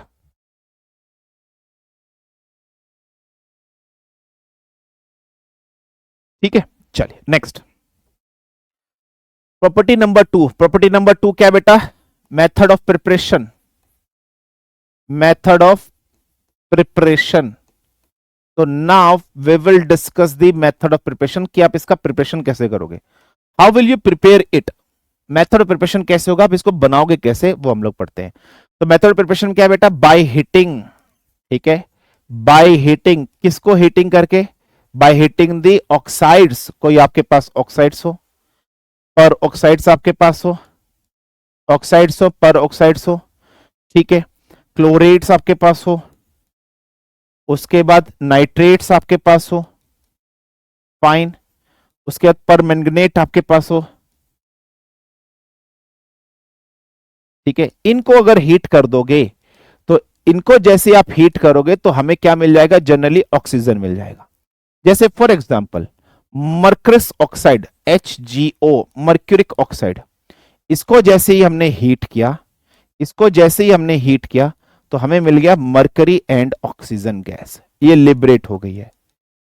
ठीक है, तो मर्क्यूरस ऑक्साइड को जैसे आपने हीट किया, what is this? This is your mercurous oxide, MER, mercurous oxide. तो मर्क्यूरस ऑक्साइड को जैसे ही आपने हीट किया बेटा, so what you will get? You will get mercury and oxygen. Simple सा पहला पॉइंट है। यस, दूसरा पॉइंट इसमें समझते हैं, अंडरस्टैंड करते हैं जो हमारे पास है। Potassium nitrate, KNO3। Potassium nitrate को आपने क्या किया मेरे बच्चे? हीट किया। तो you have heated the potassium nitrate, KNO3 को आपने हीट किया। जैसे आपने हीट किया तो हमें क्या मिला? पोटेशियम NO2, KNO2, और हमें मिल गया एक ऑक्सीजन का लिबरेशन। बैलेंस कर लेना, ये अनबैलेंस वगैरह है, ठीक है, तो जनरली कर लेना। जैसे तीसरा पॉइंट क्या है? Calcium oxychloride. सो क्या बेटा? कैल्शियम ऑक्सीक्लोराइड या क्लोरेट आप ऐसे लिख लेना, CaOCl2, CaOCl2, जिसको ब्लीचिंग पाउडर भी बोलते हैं। कैल्शियम ऑक्सीक्लोराइड को हम लोग क्या कहते हैं बेटा? It is also called as what? It is also called as bleaching powder. हम इसको ब्लीचिंग पाउडर भी कहते हैं। तो हमने ब्लीचिंग पाउडर को हीट किया, जैसे ही हमने इसको हीट किया तो हमें क्या मिल गया? CaCl2, कैल्शियम क्लोराइड, और हमें क्या मिल गया? ऑक्सीजन हमारा अलग हो गया, लिबरेट हो गया। ठीक है, CaCl2 और कैल्शियम हमारा क्या हो गया? ऑक्सीजन हमारा क्या हो गया? लिबरेट हो गया। ये आप सिंपल सा पॉइंट रखना। ऐसे अगर हम लोग बात करें सिल्वर ऑक्साइड, Ag2O, जैसे अगर हम लोग बात कर रहे हैं Ag2O, Ag2O है सिल्वर ऑक्साइड्स, इसको आपने हीट किया, जैसे आपने इसको हीट किया तो ये किस में कन्वर्ट हो जाएगा? सिल्वर प्लस ऑक्सीजन वगैरह, कन्वर्जन वगैरह आपका हो जाएगा, है ना। तो इसमें से ऑक्सीजन मॉलिक्यूल बाहर निकल गए। ऐसे BaO2 को अगर आप करोगे, बेरियम ऑक्साइड, BaO2 है आपके पास, इसको अगर आप हीट करोगे, डेल्टा करोगे, इसको जैसे आप हीट करोगे तो ये बेरियम और ऑक्सीजन में कन्वर्जन हो जाएगा या नहीं हो जाएगा? बिल्कुल हो जाएगा। So these are the few methods जो आपको समझने हैं, जो आपको यहां पर अंडरस्टैंड करने हैं, ये रख लेना। अच्छा, पेरोक्साइड्स वाला समझ लेते हैं। पेरोक्साइड्स क्या बेटा? जैसे H2O2, ये क्या है? ये हाइड्रोजन पेरोक्साइड है। What is this? Hydrogen peroxide है। इस हाइड्रोजन पेरोक्साइड को अगर मैंने हीट किया, so if I have heated it, तो ये किस में कन्वर्ट हो गया बेटा? हाइड्रोजन और ऑक्सीजन में कन्वर्ट। अनबैलेंस्ड है, बैलेंस कर लेना, जैसे भी आपको लग रहा है बैलेंस कर लेना। So these are the methods. आप हीट कर दो ऑक्साइड्स को, पेरोक्साइड्स को, क्लोरेट्स को, नाइट्रेट्स को, परमैंगनेट को आप कर दो तो जनरली आपको बेसिकली मिल जाएगा। तो डिफरेंट रिएक्शंस मैंने आपके सामने मेथड ऑफ प्रिपरेशन ऑक्सीजन के लिबरेशन की मैंने आपको बता दिया।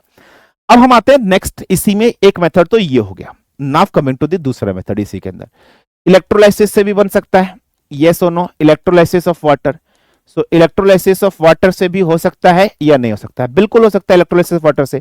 क्या है बेटा? देखो आपके पास H2O है, वाटर है, इसको इलेक्ट्रोलाइसिस किया, ब्रेक डाउन किया, तो किस में कन्वर्ट हो गया? तो ये हाइड्रोजन में कन्वर्ट हो गया और ऑक्सीजन में कन्वर्ट हो गया। अनबैलेंस्ड है, इसको बैलेंस कर लेना, तो इलेक्ट्रोलाइसिस ऑफ यहां से भी आपका बन सकता है। तो this is the second method. Now coming to the third method. अगर थर्ड मेथड की बात कर रहा हूं, जैसे पेरोक्साइड, अगर सोडियम पेरोक्साइड का रिएक्शन वाटर के साथ करा दिया, so reaction of peroxide with the water. So next क्या है? अगर मेरा रिएक्शन हो जाए, reaction of water with peroxide, with peroxide, अगर पर ऑक्साइड्स मेरे पास है, इस पर ऑक्साइड के साथ वाटर के साथ अगर रिएक्शन कर दिया जाए तो क्या होगा? जैसे मैं पर ऑक्साइड्स में एक पर ऑक्साइड लेता हूं, सोडियम पर ऑक्साइड Na2O2, मैं एक पर ऑक्साइड ले रहा हूं Na2O2, तो what I am taking out? I am taking out sodium पर ऑक्साइड, मैं ले रहा हूं बेसिकली सोडियम पर ऑक्साइड Na2O2 ले रहा हूं, ठीक है। तो Na2O2 का रिएक्शन किसके साथ करा रहा हूं? वाटर के साथ, तो बेसिकली मिलेगा सोडियम हाइड्रोक्साइड NaOH और ऑक्सीजन गैस का लिबरेशन यहां पर हो जाएगा, और ऑक्सीजन गैस का क्या हो जाएगा बेटा? लिबरेशन हो जाएगा।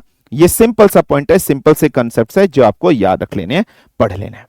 एक लास्ट रिएक्शंस जो हम लोग को डिस्कशन करनी है, इसके अंदर है फोटोसिंथेसिस रिएक्शन भी इसमें आती है, तो फोटोसिंथेसिस, ठीक है, फोटोसिंथेसिस रिएक्शन भी इसी के अंदर आती है, इससे भी बनता है, ठीक है। जैसे अगर हम जानते हैं पेड़ पौधों में फोटोसिंथेसिस होता है, पेड़ पौधे क्या करते हैं बेटा?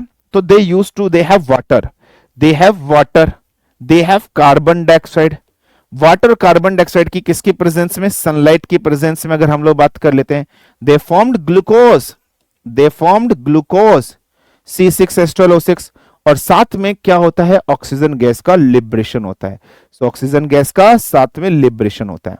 तो C6H12O6, so C6H12O6, so C6H12O6, you all know that is being glucose, और ऑक्सीजन गैस का लिबरेशन आपके सामने हुआ। तो फोटोसिंथेसिस रिएक्शन आपके सामने है, yes. Reaction of water with peroxide है, यस। इलेक्ट्रोलाइसिस ऑफ वाटर आपके सामने, यस। ये सब चीज आपके सामने, तो photosynthesis reaction water plus carbon dioxide, sunlight, glucose और ऑक्सीजन की प्रेजेंस में। सो C6H12O6, तो आप देखो ऑक्सीजन अनबैलेंस्ड है, बैलेंस कर लीजिएगा, ये सिंपल सा कंसेप्ट है। So these are the various method, इससे और ये जनरल रिएक्शंस तो हैं जिससे आप method of preparation of oxygen कर सकते हो। छाप लीजिए फटाफट सारी की सारी चीजें, यहां तक चीजें क्लियर हो गई होंगी।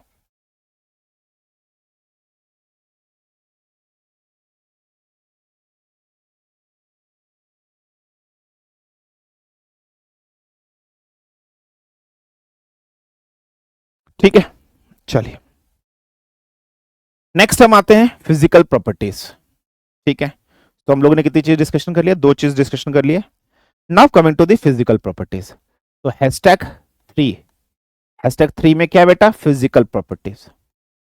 फिजिकल प्रॉपर्टीज अब हम लोग डिस्कशन कर लेते हैं। तो फिजिकल प्रॉपर्टीज ऑफ ऑक्सीजन पढ़ते हैं। फिजिकल प्रॉपर्टीज में सबसे पहला याद रख लेना, ये एक कलरलेस गैस है, ऑर्डरलेस गैस है, टेस्टलेस गैस भी है। तो it's being a colourless, odourless and tasteless gas. जब ये कलरलेस, ऑर्डरलेस और टेस्टलेस गैस है, तो लिटमस पेपर के साथ ये नो चेंज शो करती है, ठीक है। This is point number 1। Point number 2, slightly soluble in water, slightly soluble in water, पानी के अंदर स्लाइटली क्या है? सोल्यूबल है, मिक्स हो जाएगी डिसॉल्व ऑक्सीजन के रूप में, in the form of dissolved oxygen. और यही डिसॉल्व ऑक्सीजन को एक्वेटिक एनिमल यूज करते हैं, used by aquatic animals for respiration या फॉर रेस्पिरेशन। डन है, क्लियर है, अंडरस्टूड है, यस और नो? हाँ जी। Now coming to the third point, जो थर्ड पॉइंट अब हमें डिस्कशन करना है, जो थर्ड पॉइंट अब हमें पढ़ना है। अगर हम ऑक्सीजन की बात कर रहे हैं, तो ऑक्सीजन लिक्विफाइड गैस भी हो सकती है, आप इसको लिक्विफाइड भी कर सकते हो। सिलेंडर में भरते हो ना बेटा, सिलेंडर भरते हो लिक्विफाइड, जब इसको लिक्विफाइड करोगे तो इसका कलर कैसा हो जाएगा? Pale bluish. What it's being its colour? Pale bluish. जब आप इसको सॉलिडिफाइड करोगे, सॉलिडिफाइड भी कर सकते हो, तो इसका कलर कैसा हो जाएगा? Bluish white. So what it's been colour? It's colour is being bluish white, ठीक है, ब्लूइश व्हाइट। जनरली कितने टेम्परेचर पे करोगे? -200 के आसपास टेम्परेचर के आसपास। तो सॉलिडिफाइड में ब्लूइश व्हाइट कलर होगा, लिक्विफाइड में पेल ब्लूइश कलर होता है। So these are the general properties जो आपको यहां पर पढ़नी है या आपको याद रखना है। अच्छा, चौथी पॉइंट क्या है, एक प्रॉपर्टीज है आइसोटॉप्स ऑफ ऑक्सीजन है एक। What is that isotopes of oxygen? Isotopes oxygen का एक ऑक्सीजन 8-16, ठीक, सॉरी 8-18, 8-16 नहीं, ऑक्सीजन 8-18, मिस्टेक, ऑक्सीजन 8-18। तो ऑक्सीजन 8-18 हमारे पास क्या बेटा, एक आइसोटॉप्स है। इसका इस्तेमाल कहां पर किया जाता है? Used in PET scan, used in PET scan, PET scan में इसका इस्तेमाल किया जाता है। अब ये पेट स्कैन क्या होता है बेटा? ट्यूमर ट्रीटमेंट का जो पता लगाने में, ट्यूमर जो होता है, तो tumour treatment, diagnosis, tumour treatment के डायग्नोसिस में इसका इस्तेमाल किया जाता है। तो it's being used in diagnosis of tumour treatment, cancer tumour treatment होता है उसके डायग्नोसिस में इसका इस्तेमाल किया जाता है, पेट स्कैन वगैरह में इसका इस्तेमाल किया जाता है। ये आपको याद रखना है, आपको अंडरस्टैंड रखना है, ठीक है। आपका काम है पेट स्कैन की full form, PT full form आपका पता लगानी है, तो छाप लीजिए इतनी चीज फटाफट से। आई होप यहां तक चीज क्लियर होगी, ठीक है।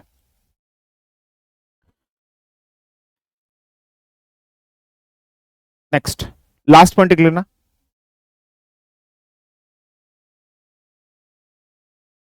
Oxygen do not burn itself but being useful in combustion। और कैसी रिएक्शन? Exothermic reaction. कैसी रिएक्शन? एक्सोथर्मिक। ऑक्सीजन जो है वो खुद से नहीं जलता है, oxygen do not burn itself, खुद से नहीं जलता है, बट कंबशन जलाने में यूजफुल होता है, बर्निंग करने में यूजफुल होता है। मैंने कहा था ना किसी चीज का भी जलाना है तो ऑक्सीजन की प्रेजेंस में जलाना पड़ेगा, but useful in combustion, exothermic reaction में यूजफुल होता है। So these are the 5 points जो आपको याद रखने हैं, जो आपको अंडरस्टैंड करने हैं, जो आपको समझने हैं, जो आपको यहां पर याद रखने हैं। क्लियर है? चलिए, गॉट इट, छाप लीजिए फटाफट से, यहां पर फटाफट से छाप लीजिए, ठीक है। चलिए, नेक्स्ट है फोर्थ प्रॉपर्टीज पर आते हैं हम लोग। Fourth is chemical properties, then is chemical properties. अब हम आते हैं chemical properties of oxygen. Chemical properties of oxygen में सबसे पहला पॉइंट, केमिकल प्रॉपर्टीज ऑफ ऑक्सीजन में सबसे पहला पॉइंट, अगर मेटल का रिएक्शन ऑक्सीजन के साथ करा दूं तो क्या बनेंगे? Then metal oxide will be formed. अगर ऑक्सीजन का रिएक्शन मेटल के साथ करा दो तो metal oxides will be formed. जैसे फॉर एग्जांपल अगर मैं बात कर रहा हूं, जैसे फॉर एग्जांपल जिंक का रिएक्शन ऑक्सीजन के साथ कराया, जिंक ऑक्साइड, बैलेंस कर लीजिएगा, नहीं कर रहा हूं। जैसे मैग्नीशियम का रिएक्शन ऑक्सीजन के साथ कराया, मैग्नीशियम ऑक्साइड। जैसे एल्यूमिनियम का रिएक्शन ऑक्सीजन के साथ कराया तो Al2O3 and so on, Na2O sodium oxide, K2O Li2O, इस तरीके से। ये पहली प्रॉपर्टीज है। दूसरी प्रॉपर्टीज पर आते हैं, ठीक है। अगर नॉन मेटल का रिएक्शन, अगर नॉन मेटल का रिएक्शन ऑक्सीजन के साथ कराया तो यहां क्या बनेंगे? तो we will get non metal के ऑक्साइड्स। तो what we will get non metals के oxides. What are the examples of this? Non metal के ऑक्साइड्स हम मिलेंगे, एग्जांपल्स क्या हैं? जैसे for example carbon plus oxygen, carbon dioxide, sulphur plus oxygen, sulphur dioxide, nitrogen dioxide, carbon monoxide, water and so on.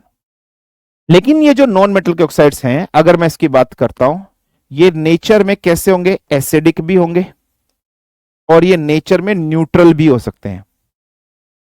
Neutral में हम लोगों ने पढ़ा था example CO, H2O, N2O, NO, कुछ हमने एग्जाम्पल पढ़ा था। एसिडिक में क्या है? कार्बन डाइऑक्साइड, सल्फर डाइऑक्साइड्स, ये सब। मेटल के ऑक्साइड्स नेचर में कैसे होंगे? तो दे आर बीइंग नेचर में बेसिक होंगे। तो they are basic in nature and they are acidic as well as neutrals in nature. तो प्रॉपर्टीज क्लियर हो गई बेटा? हाँ जी sir. Now coming to the third properties, now coming to the third properties. Third properties क्या है बेटा, amphoteric oxide, AMP, amphoteric oxide. तो थर्ड प्रॉपर्टीज क्या है बेटा, एम्फोटेरिक ऑक्साइड्स। तो एम्फोटेरिक ऑक्साइड्स क्या है बेटा, वो मेटल के ऑक्साइड्स, वो मेटल के ऑक्साइड्स जो आपका रिएक्शन करे एसिड के साथ भी और जो रिएक्शंस करे बेटा बेस के साथ भी, उनको हम लोग क्या कहते हैं, एम्फोटेरिक ऑक्साइड्स। एग्जांपल्स क्या है बेटा, एल्यूमिनियम ऑक्साइड, एग्जांपल्स क्या है बेटा, जिंक ऑक्साइड, एग्जांपल क्या है बेटा, लेड ऑक्साइड, एग्जांपल क्या है बेटा, टिन ऑक्साइड्स। यस और नो, ये tin oxide, lead oxide, aluminium oxides, ये सब इसके एग्जांपल्स में इंक्लूडेड हैं। All this are being included in its examples. ठीक है बेटा। सो एम्फोटेरिक ऑक्साइड्स भी ये जनरली बेसिकली क्या करेंगे, बनाएंगे। ये सिंपल सी प्रॉपर्टीज है। ठीक है, क्लियर है, फाइन है, कोई प्रॉब्लम। तो न्यूट्रल ऑक्साइड्स में CO, H2O, NO, N2O, ठीक है, ये कुछ आप लिख सकते हो बेसिक प्रॉपर्टीज में जो आपको मेंशन करनी है। ठीक है, क्लियर है, फाइन है, गॉट इट, क्लियर। यहां तक कोई प्रॉब्लम, कोई समस्या, कोई दिक्कत नहीं। चलिए, फोर्थ प्रॉपर्टी हो गई। Now coming to the fifth property. Fifth property is being uses of oxygen. Uses of oxygen, oxygen के यूजेस वगैरह क्या है। ठीक है, अगर हम लोग बात कर रहे हैं तो सबसे पहला respiration, very and the most important, respiration में इसका इस्तेमाल किया जाता है। ठीक है, उसके बाद आर्क वेल्डिंग, उसके बाद आर्क वेल्डिंग। आर्क वेल्डिंग क्या होती है बेटा, स्पार्कलिंग निकलती है ना, जब भी हम वेल्डिंग करते हैं उसमें से वार्क निकलती है, उसको ऑक्सी एसिटाइलिन या इथाइलिन बोलते हैं। उसको हम लोग क्या बोलते हैं, ऑक्सी एसिटाइलिन, एसिटाइलिन या फिर इथाइलिन, है ना, ऑक्सी एसिटाइलिन या इथाइलिन हम लोग बोलते हैं। आर्क वेल्डिंग में, गैस वेल्डिंग वगैरह के अंदर कहते हैं। ठीक है, दूसरा, liquid oxygen is being used as fuel in rockets. Liquefied oxygen का इस्तेमाल किया जाता है एज एन फ्यूल रॉकेट्स वगैरह के अंदर। तो रॉकेट्स वगैरह के अंदर एज एन फ्यूल्स के रूप में इस्तेमाल करते हैं लिक्विफाइड ऑक्सीजन का, ये भी नेक्स्ट यूज है। ठीक है बेटा, बिल्कुल। Carbon dust and liquid oxygen is being used as a explosives in mining. तो नेक्स्ट पॉइंट क्या है बेटा, कार्बन डस्ट क्या है, अगर हम लोग बात करें कार्बन डस्ट का, and liquefied oxygen is being used, ठीक है, इज बीइंग यूज्ड, याद रख लेना, is being used as explosives, explosives in mining. Mining में इसका इस्तेमाल एक्सप्लोजिव्स के रूप में किया जाता है। So it's being used as explosives in mining. तो these are the 4 important uses जो आपको पढ़ने हैं, जो आपको समझने हैं, अंडरस्टैंड करने हैं। 1 2 3 4 यूजेस। आई होप यहां तक चीजें क्लियर है। छाप लीजिए इतनी सारी की सारी चीज। ठीक है बेटा। सो टॉर्च वेल्डिंग भी बोल सकते हो आप इसको, ये भी सिंपल बोल सकते हो। छाप लीजिए।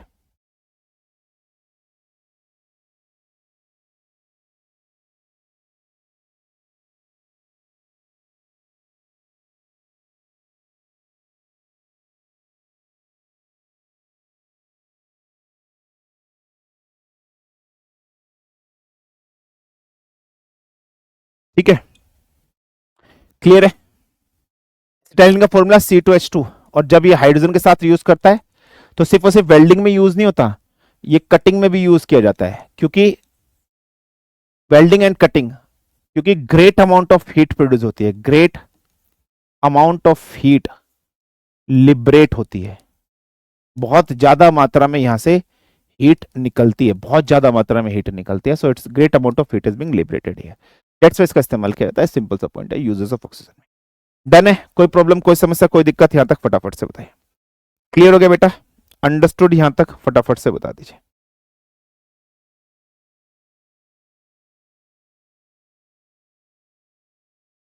ठीक है, चलिए नेक्स्ट। अब तीसरी गैस जो हमारे पास है डेट इज बीइंग नाइट्रोजन। अब नाइट्रोजन के बारे में पढ़ लेते हैं। नाइट्रोजन का atomic number Z equal to 7, electronic configuration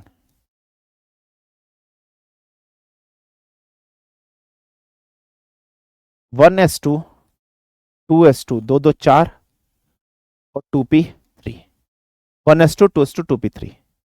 किस ब्लॉक का एलिमेंट है, पी ब्लॉक का। ठीक है, क्लियर है।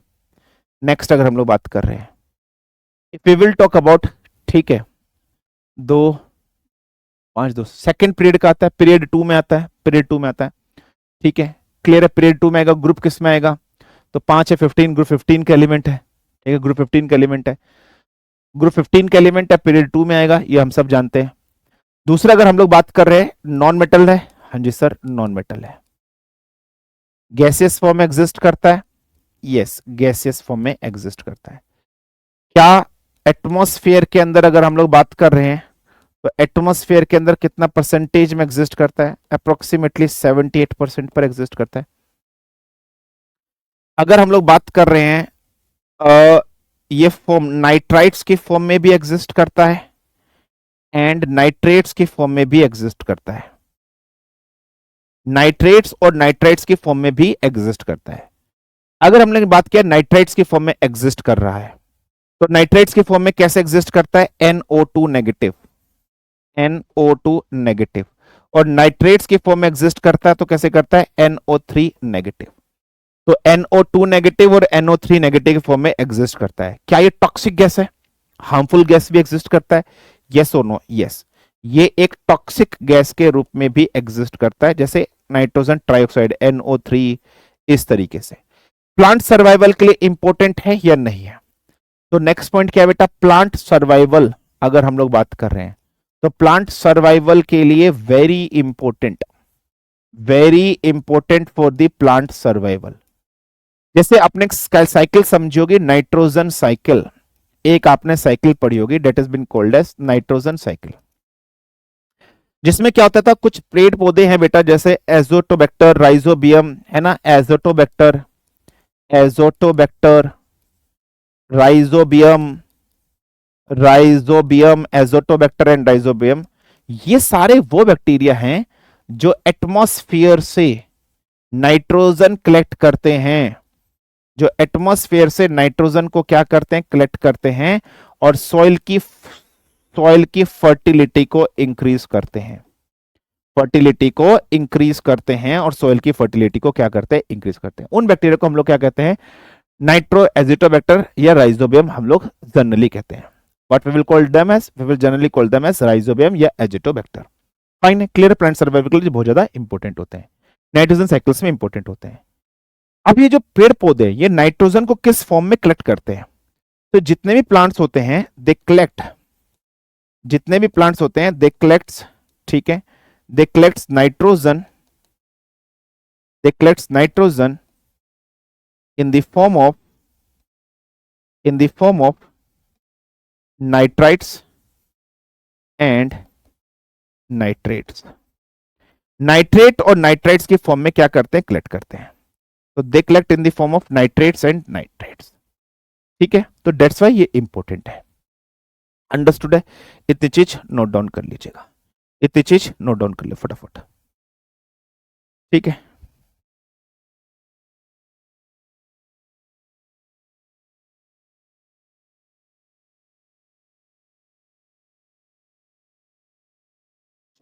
नेक्स्ट है method of preparation.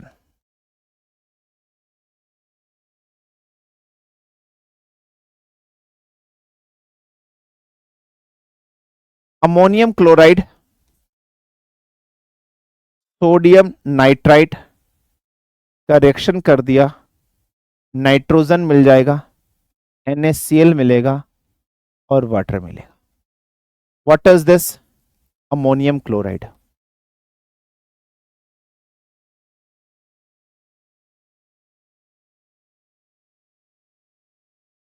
What is this? Sodium nitrate. Nitrate नहीं, नाइट्राइट। ठीक है, what is this? Sodium nitrite. What is this? Ammonium chloride. Reaction क्या है? नाइट्रोजन गैस, और ये अनबैलेंस्ड है, बैलेंस कर लेना। तो this is first reaction,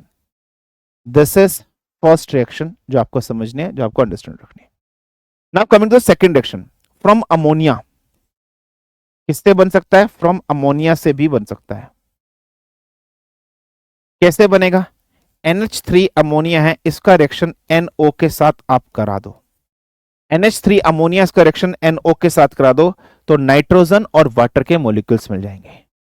nitrogen और वाटर के मॉलिक्यूल्स मिल जाएगा। अनबैलेंस्ड है, खुद से बैलेंस कर लेना, ठीक है। अमोनिया और NO के साथ करा दो। ऐसे ही अगर हम लोग बात कर रहे हैं, अमोनिया का रिएक्शन करा दो क्यूप्रस ऑक्साइड या मेटल के ऑक्साइड के साथ, तो आपको मिल जाएगी nitrogen gas plus copper plus water. Simple सा कंसेप्ट आपको मिल जाएगा, ठीक है। प्लस कॉपर प्लस वाटर मिल जाएगा। अनबैलेंस्ड है, बैलेंस कर ले। तो ये जनरल बेसिक से मेथड्स हैं, जो जनरल प्रॉपर्टीज है जिससे आप बना सकते हो। ये जनरल बेसिक प्रॉपर्टीज है जिससे आप बना सकते हो। अमोनियम क्लोराइड का सोडियम नाइट्राइट के साथ करके, ठीक है, और अमोनिया से NO से और CO के साथ रिएक्शन कराकर जनरल याद कर लेना बेटा। Got it? क्लियर है? फाइन, फटाफट से मुझे बताइए। डन है? चलिए नेक्स्ट आते हैं प्रॉपर्टीज पर। नेक्स्ट आते हैं प्रॉपर्टीज पर कि इसकी प्रॉपर्टीज क्या है। सबसे पहला इसको आप डाई नाइट्रोजन भी बोल सकते हो या नहीं बोल सकते हो। Na2 लिखते हो तो डाई नाइट्रोजन। दूसरी प्रॉपर्टी, इसकी एटॉमिसिटी कैसी है बेटा? डाई है। तीसरा, क्योंकि 2 एटम है, तीसरा डाई नाइट्रोजन भी बोल सकते हो, बिल्कुल बोल सकते हो। अगर हम लोग यहां पर बात कर रहे हैं, एक नाइट्रोजन और दूसरे नाइट्रोजन के बीच में ट्रिपल बॉन्ड मौजूद होता है, तो कैसे मेंशन करोगे? Triple bond. ऑक्सीजन में डबल बॉन्ड होता है, ऑक्सीजन के एटम के बीच में डबल बॉन्ड होगा। अगर सिंगल बॉन्ड होगा तो आप क्या बोलोगे? परऑक्साइड, ठीक है। चौथा पॉइंट, ये कलरलेस होता है, ये ऑर्डरलेस होता है, और ये आपका टेस्टलेस होता है। तो it's being colourless, it's being odourless and it's being tasteless. कोई कलर नहीं होता, कोई स्वाद नहीं होता, इसकी कोई खुशबू नहीं होती। सो it's being colourless, odourless and tasteless. So colourless, odourless and tasteless gas. Simple से पॉइंट है, सिंपल सा कंसेप्ट है, ये आपको याद रख लेना, ठीक है बेटा। नेक्स्ट ई पॉइंट क्या है? रूम टेम्परेचर पर अगर हम लोग बात कर लेते हैं, तो रूम टेम्परेचर पर ये किस गैस की तरह बिहेव करती है? इनर्ट गैस की तरह बिहेव करती है, ठीक है। ABCDEF। अगर मैं बात करूं इसका मेटल के साथ नाइट्रोजन का रिएक्शन अगर आपने कर दिया, तो मेटल के साथ अगर आपने नाइट्रोजन का रिएक्शन कर दिया, तो आपके पास क्या बन जाएंगे? लिथियम जैसे फॉर एग्जांपल कुछ ना कुछ बनेगा, मतलब आयोनिक कंपाउंड्स आपके सामने कुछ ना कुछ बनेंगे। जैसे लिथियम का रिएक्शन आपने नाइट्रोजन के साथ कर दिया, तो lithium nitrate Li3N lithium nitrate आपको बन रहा है, ठीक है। क्लियर है? इस तरीके से ये सिंपल। ऐसे ही मैग्नीशियम के साथ कर दिया Mg3N2, जैसे मैग्नीशियम के साथ आपने नाइट्रोजन का कर दिया तो क्या बन जाएगा? Mg3N2 जनरली बन जाएगा। फाइन है, ऐसे कंपाउंड्स आपके सामने बन जाएंगे। ये बेसिक प्रॉपर्टीज में आप मेंशन कर लीजिएगा, ठीक है। क्लियर है? आई होप यहां तक चीजें बिल्कुल क्लियर हो गई होंगी। सिंपल सा कंसेप्ट है, सिंपल सा टाइप है, जो आपको याद रख लेना। डन। चलिए नेक्स्ट आते हैं यूजेस पर। यूजेस पर आ जाइए। यूजेस नंबर 1, पहला, in order to remove rancidity from food item, from the food stuffs, खाने वाली जो चीजें होती हैं उससे रेंसिडिटी को रिमूव करना है, तो it is placed in chips packet. Chips के जो पैकेट होते हैं उसमें डाले जाते हैं रेंसिडिटी को रिमूव करने के लिए, बता चुका हूं। दूसरा पॉइंट, टायर्स में फिल की जाती है क्योंकि ठंडी गैस होती है, आग लगने से बचाती है। तीसरा पॉइंट, जहां पर अगर हम लोग बात कर रहे हैं for example iron steel industry, तो आयरन एंड स्टील इंडस्ट्री की अगर हम लोग बात कर रहे हैं, तो वहां पर अगर हम लोग बात कर रहे हैं इसका स्मेल्टिंग वगैरह करने में, जब पिघलाया जाता है स्मेल्टिंग वगैरह करने में, तो नाइट्रोजन गैस का एटमॉस्फेयर क्रिएट किया जाता है। एटमॉस्फेयर क्या कहता है? क्रिएट किया जाता है ताकि आग वगैरह ना लगे। चौथा पॉइंट क्या है बेटा? जहां पर ब्लड बैंक होती है, जो ब्लड बैंक होती है उस ब्लड बैंक में खून जमे ना, खराब ना हो, तो उस ब्लड बैंक में जो इन्वायरमेंट क्रिएट किया था उस इन्वायरमेंट के अंदर जो गैस डाली जाती है, वो जो गैस डाली जाती है वो नाइट्रोजन गैस ही हवा के अंदर भरी जाती है ताकि कुछ भी ना हो। पांचवा पॉइंट क्या है बेटा, जो आपका थर्मोमीटर होता है, थर्मोमीटर जो आपका होता है, इस थर्मोमीटर में मरकरी होती है, मरकरी के ऊपर थर्मोमीटर में इंसर्ट किया जाता है, क्या इंसर्ट किया जाता है, नाइट्रोजन गैस डाली जाती है, क्योंकि नाइट्रोजन गैस नेचर में कैसी होती है, इनर्ट गैस होती है और रीडिंग को इंपैक्ट नहीं करती। छठा पॉइंट अगर हम लोग बात करते हैं, जब भी लाइटनिंग होती है, जब भी आपकी लाइटनिंग होती है, बरसात के टाइम पे लाइटनिंग हो रही है, तो लाइटनिंग के टाइम पे नाइट्रोजन गैस लाइटनिंग के साथ रिमूव होती है, और यही नाइट्रोजन गैस पेड़ पौधे कलेक्ट कर लेते हैं इन the form of nitrite and nitrates, पेड़ पौधों की ग्रोथ के लिए अच्छी होती है। तो these are the basic 6 use. इसी तरीके से एक 7th यूज क्या है बेटा, रेफ्रिजरेटर। आपका जो रेफ्रिजरेटर होता है या जो एयर कंडीशनर होता है, उसमें गैस भरी जाती है, जिसमें जैसे क्लोरोफ्लोरोकार्बन्स, क्लोरोफ्लोरोहाइड्रोकार्बन्स, क्लोरोफ्लोरोहाइड्रोकार्बन्स, इसके अलावा एक गैस और भरी जाती है अमोनिया, NH3, अमोनिया गैस भी भरी जाती है, NH3 गैस भी आपकी भरी जाती है। ये भी आपको यूजेस में याद रख लेना। ठीक है बेटा, क्लियर है, फाइन है। तो ऑक्साइड्स ऑफ नाइट्रोजन इसके अंदर निकलते हैं रेफ्रिजरेटर के अंदर। नेक्स्ट क्या है बेटा, 8वां पॉइंट, कायरो सर्जरी, सी कायरो, कायरो सर्जरी,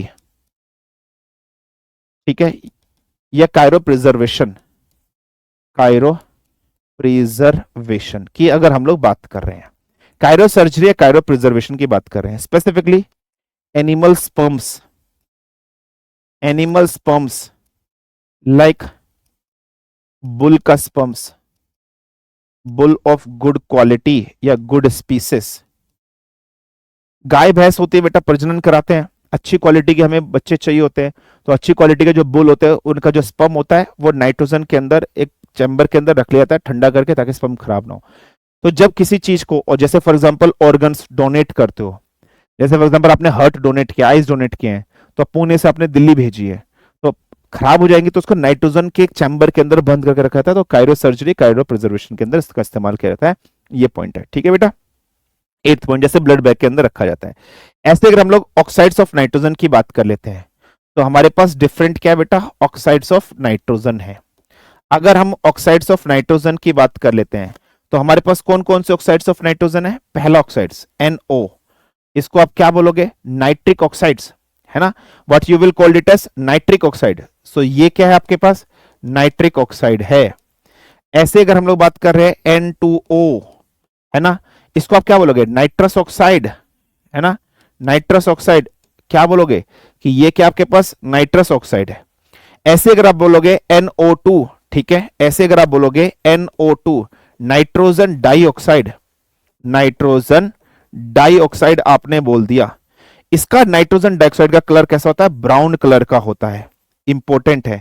और जितने भी आपके व्हीकल्स होते हैं बेटा, इन व्हीकल से जो एग्जॉस्ट बाहर निकलता है, जो पोल्यूशन क्रिएट करता है, उस पोल्यूशन क्रिएट करने में कौन सा होता है, NO2 होता है, नाइट्रोजन डाइऑक्साइड। N2O को डाई नाइट्रोजन ऑक्साइड भी बोल सकते हो, you can also call it as di nitrogen oxide, ठीक है, ये भी याद रख लेना। और इसी को नाइट्रस ऑक्साइड्स को आप लोग क्या कहते हो, लाफिंग गैस भी कहते हो। मतलब अगर आपने सूंघ लिए तो हंसते ही रहोगे, हंसते ही रहोगे। ये सब पॉइंट्स याद रख लेना, ठीक है बेटा, क्लियर है। अब मैं आपको वो क्वेश्चन कराऊंगा जो इस बार आपका एनडीए के अंदर पेपर आया था, एनडीए 1 2025 में क्वेश्चन आया था, पिछली बार भी कराया था, इस बार भी कराऊंगा वो क्वेश्चन आपको, ठीक है। वो प्रॉपर्टीज अभी मैं आपको कराऊंगा। इतनी चीज छाप लीजिए फटाफट से, टाइम लीजिए, फटाफट से छाप लीजिए।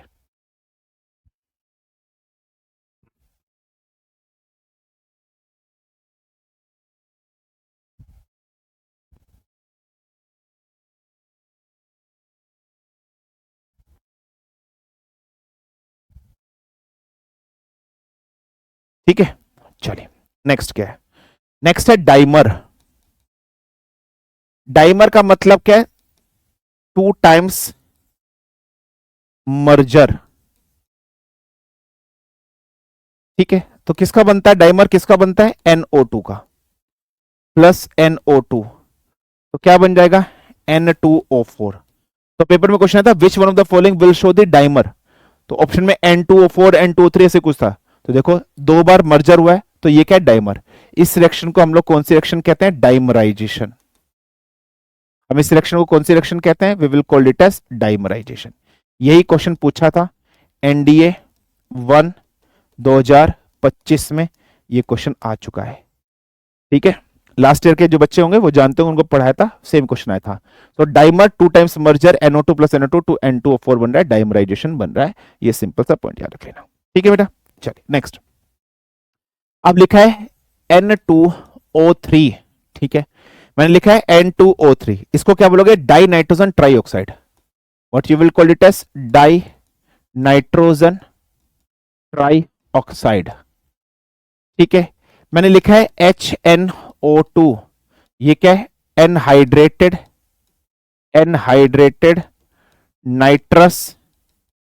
Nitrous oxide, anhydrated nitrous oxide. तो मैंने क्या लिखा है? एनहाइड्रेटेड, ठीक है, नाइट्रस ऑक्साइड, ये नाइट्रस ऑक्साइड एनहाइड्रेटेड। ठीक है, क्लियर है? ये मैंने सिंपल लिखा है। तो हम कैसे बोलेंगे? मतलब इसके अंदर ना वाटर मॉलिक्यूल नहीं है, HNO2 के अंदर वाटर मॉलिक्यूल नहीं है।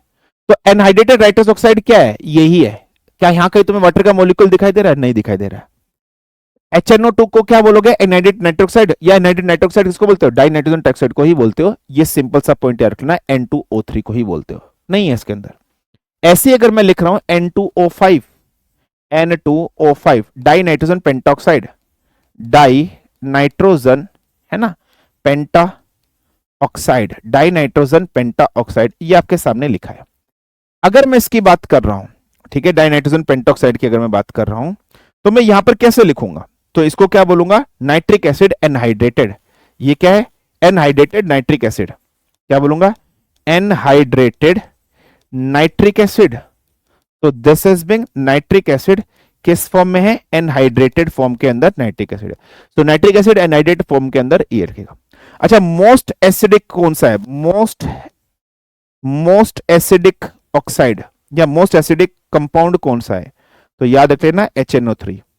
नाइट्रिक एसिड को सबसे ज्यादा एसिडिक कंपाउंड में कहा जाता है, मोस्ट एसिडिक कंपाउंड। या मोस्ट एसिडिक कंपाउंड ना लिखकर आप ऑक्साइड्स भी लिख सकते हो। तो इसको क्या बोलोगे? एनहाइड्रेटेड नाइट्रिक ऑक्साइड, नाइट्रस ऑक्साइड। ये सिंपल सा पॉइंट याद रख लेना। आई होप यहां तक चीजें क्लियर है। कोई प्रॉब्लम, कोई समस्या, कोई दिक्कत हो तो फटाफट से बताइए। ठीक है, क्लियर है? ठीक है। अच्छा, नाइट्रिक एसिड की एनहाइड्रेटेड फॉर्म को क्या बोलोगे? HNO3 बोलोगे। जैसे इसकी HNO2 बोलते थे, इसकी क्या बोलोगे? HNO3 बोलोगे। तो क्या बोलोगे? HNO3 बोलोगे। ठीक है, चलिए हेडिंग डाल लीजिए। नाइट्रिक एसिड के बारे में थोड़ी बहुत प्रॉपर्टी पढ़ लेते हैं। नाइट्रिक एसिड को कैसे लिखते हैं? HNO3। इसकी एनहाइड्रेटेड फॉर्म को क्या बोलेंगे? तो एनहाइड्रेटेड फॉर्म को आप क्या बोलोगे? कैसे लिखोगे? N2O5। ठीक है, तो N2O5 इसको बोलोगे एनहाइड्रेटेड फॉर्म, इसकी बोलोगे। ठीक है, जिसको क्या बोलोगे? एनहाइड्रेटेड नाइट्रिक ऑक्साइड। तो एनहाइड्रेटेड नाइट्रिक ऑक्साइड क्या है? ये N2O5। ठीक है बेटा, क्लियर है? अंडरस्टूड इतनी चीज? नेक्स्ट पॉइंट अगर मैं यहां पर बात कर रहा हूं, नाइट्रिक एसिड कैसा होता है बेटा? स्ट्रॉन्ग ऑक्सीडाइजिंग एजेंट होता है। स्ट्रॉन्ग ऑक्सीडाइजिंग एजेंट, ये तो मैं आपको बता चुका हूं। So it's being a strong oxidizing agent. Next point अगर मैं बात कर रहा हूं, नाइट्रिक एसिड का इस्तेमाल कहां पर करता है? एक्सप्लोजिव्स, TNT बनाने में, पढ़ेंगे हम लोग। तो used in manufacturing of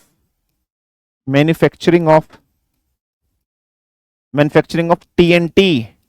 TNT stands for tri nitro टाउलिन।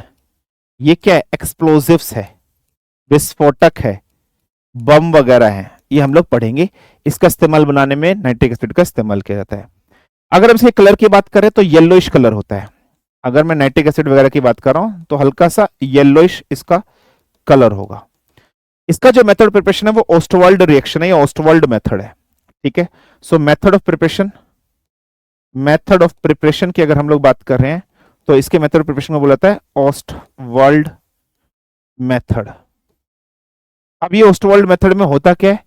NO nitrous oxide का रिएक्शन वाटर के साथ जब आप करा देते हो, ठीक है, NO का रिएक्शन जब वाटर के साथ NO2 का रिएक्शन जब वाटर के साथ करा देते हो, तब जाकर बनता है नाइट्रिक एसिड और HNO3। तो क्या बनता है? HNO3 प्लस NO बनेगा। ये इस मेथड को आता है ओस्टवाल्ड। अब ये जो ओस्टवाल्ड है ये एक स्पीसीज ऑफ फिश है, मछली की एक प्रजाति भी है। इसीलिए अगर मैं नाइट्रिक एसिड के बारे में बात करूं, तो नाइट्रिक एसिड की अगर मैं बात करूं तो इसकी जो स्मेल है वो कैसी है, पंजेंट स्मेल है। तो इसकी स्मेल कैसी है नाइट्रिक एसिड की, तो नाइट्रिक एसिड की अगर हम लोग स्मेल की बात करें तो पंजेंट स्मेल है। तो what is being it's smell, it's smell is being pungent. Pungent मतलब अजीब सी, सड़ी हुई, ठीक है, मछली जैसे सड़ जाती है तो पंजेंट स्मेल है इसकी। और वो किस वजह से, ऑस्टवर्ल्ड मछली स्पीसीज है तो ऑस्टवर्ल्ड मेथड की वजह से।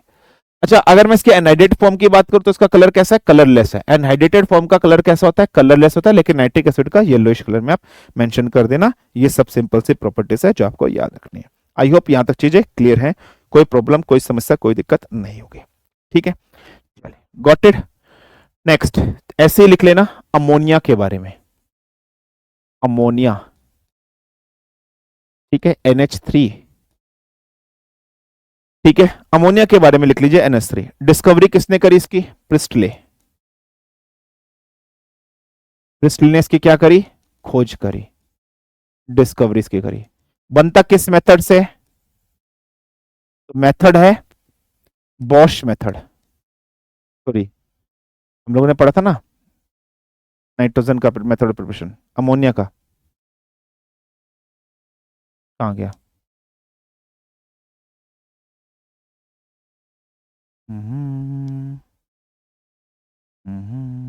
हेबर्स प्रोसेस, सॉरी उस मेथड कह रहा हूं, हेबर्स प्रोसेस है ना। नाइट्रोजन का हाइड्रोजन के साथ रिएक्शन कर दो, NH3 बनता है। ठीक है, बैलेंस कर लेना, अनबैलेंस्ड है। अमोनिया क्या, स्ट्रॉन्ग लुईस बेस है, स्ट्रॉन्ग लुईस बेस। अब लुईस बेस एसिड क्या होता है वो मैं आपको एसिड बेस एंड चैप्टर में पढ़ाऊंगा। ठीक है बेटा, क्लियर है। बेसिक इन नेचर होता है, बेसिक इन नेचर, नेचर में कैसा है, बेस है, ये याद रखना।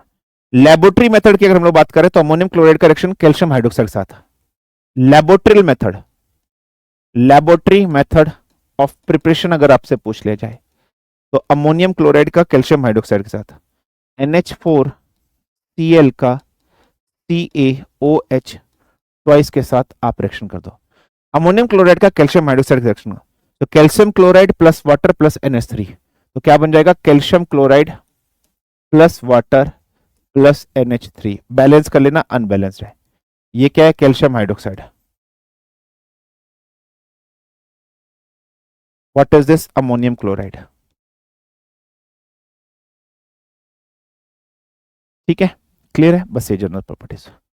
तो ये सब चीज हमें इस चैप्टर के अंदर डिस्कशन करनी थी, और डेट्स वाई मैंने ये लेक्चर आपको रिकॉर्डेड फॉर्म में दिया था, क्योंकि मैं बहुत सारा कंटेंट डिलीवर करना चाहता था, और अगर मैं लाइव क्लास लेता तो शायद ये कंटेंट डिलीवर्ड नहीं हो पाता। तो पढ़ लेना बेटा, इससे बाहर एक भी क्वेश्चन नहीं आएगा। I hope you have enjoyed a lot, और आपके सारे कंसेप्ट क्लियर हो गए। तो this been all from my side for the today's class. खुश रहिए, जा रहे, मस्त रहिए, बढ़िया रहिए, जबरदस्त रहिए, और जल्दी सुन आपको जो आपका फिजिक्स में चैप्टर बच्चे हैं वो भी मैं आपको रिकॉर्ड करके प्रोवाइड कर दूंगा। Thank you very much, take care, जय हिंद, जय भारत, धन्यवाद, तगड़े रहो, थैंक यू वेरी मच।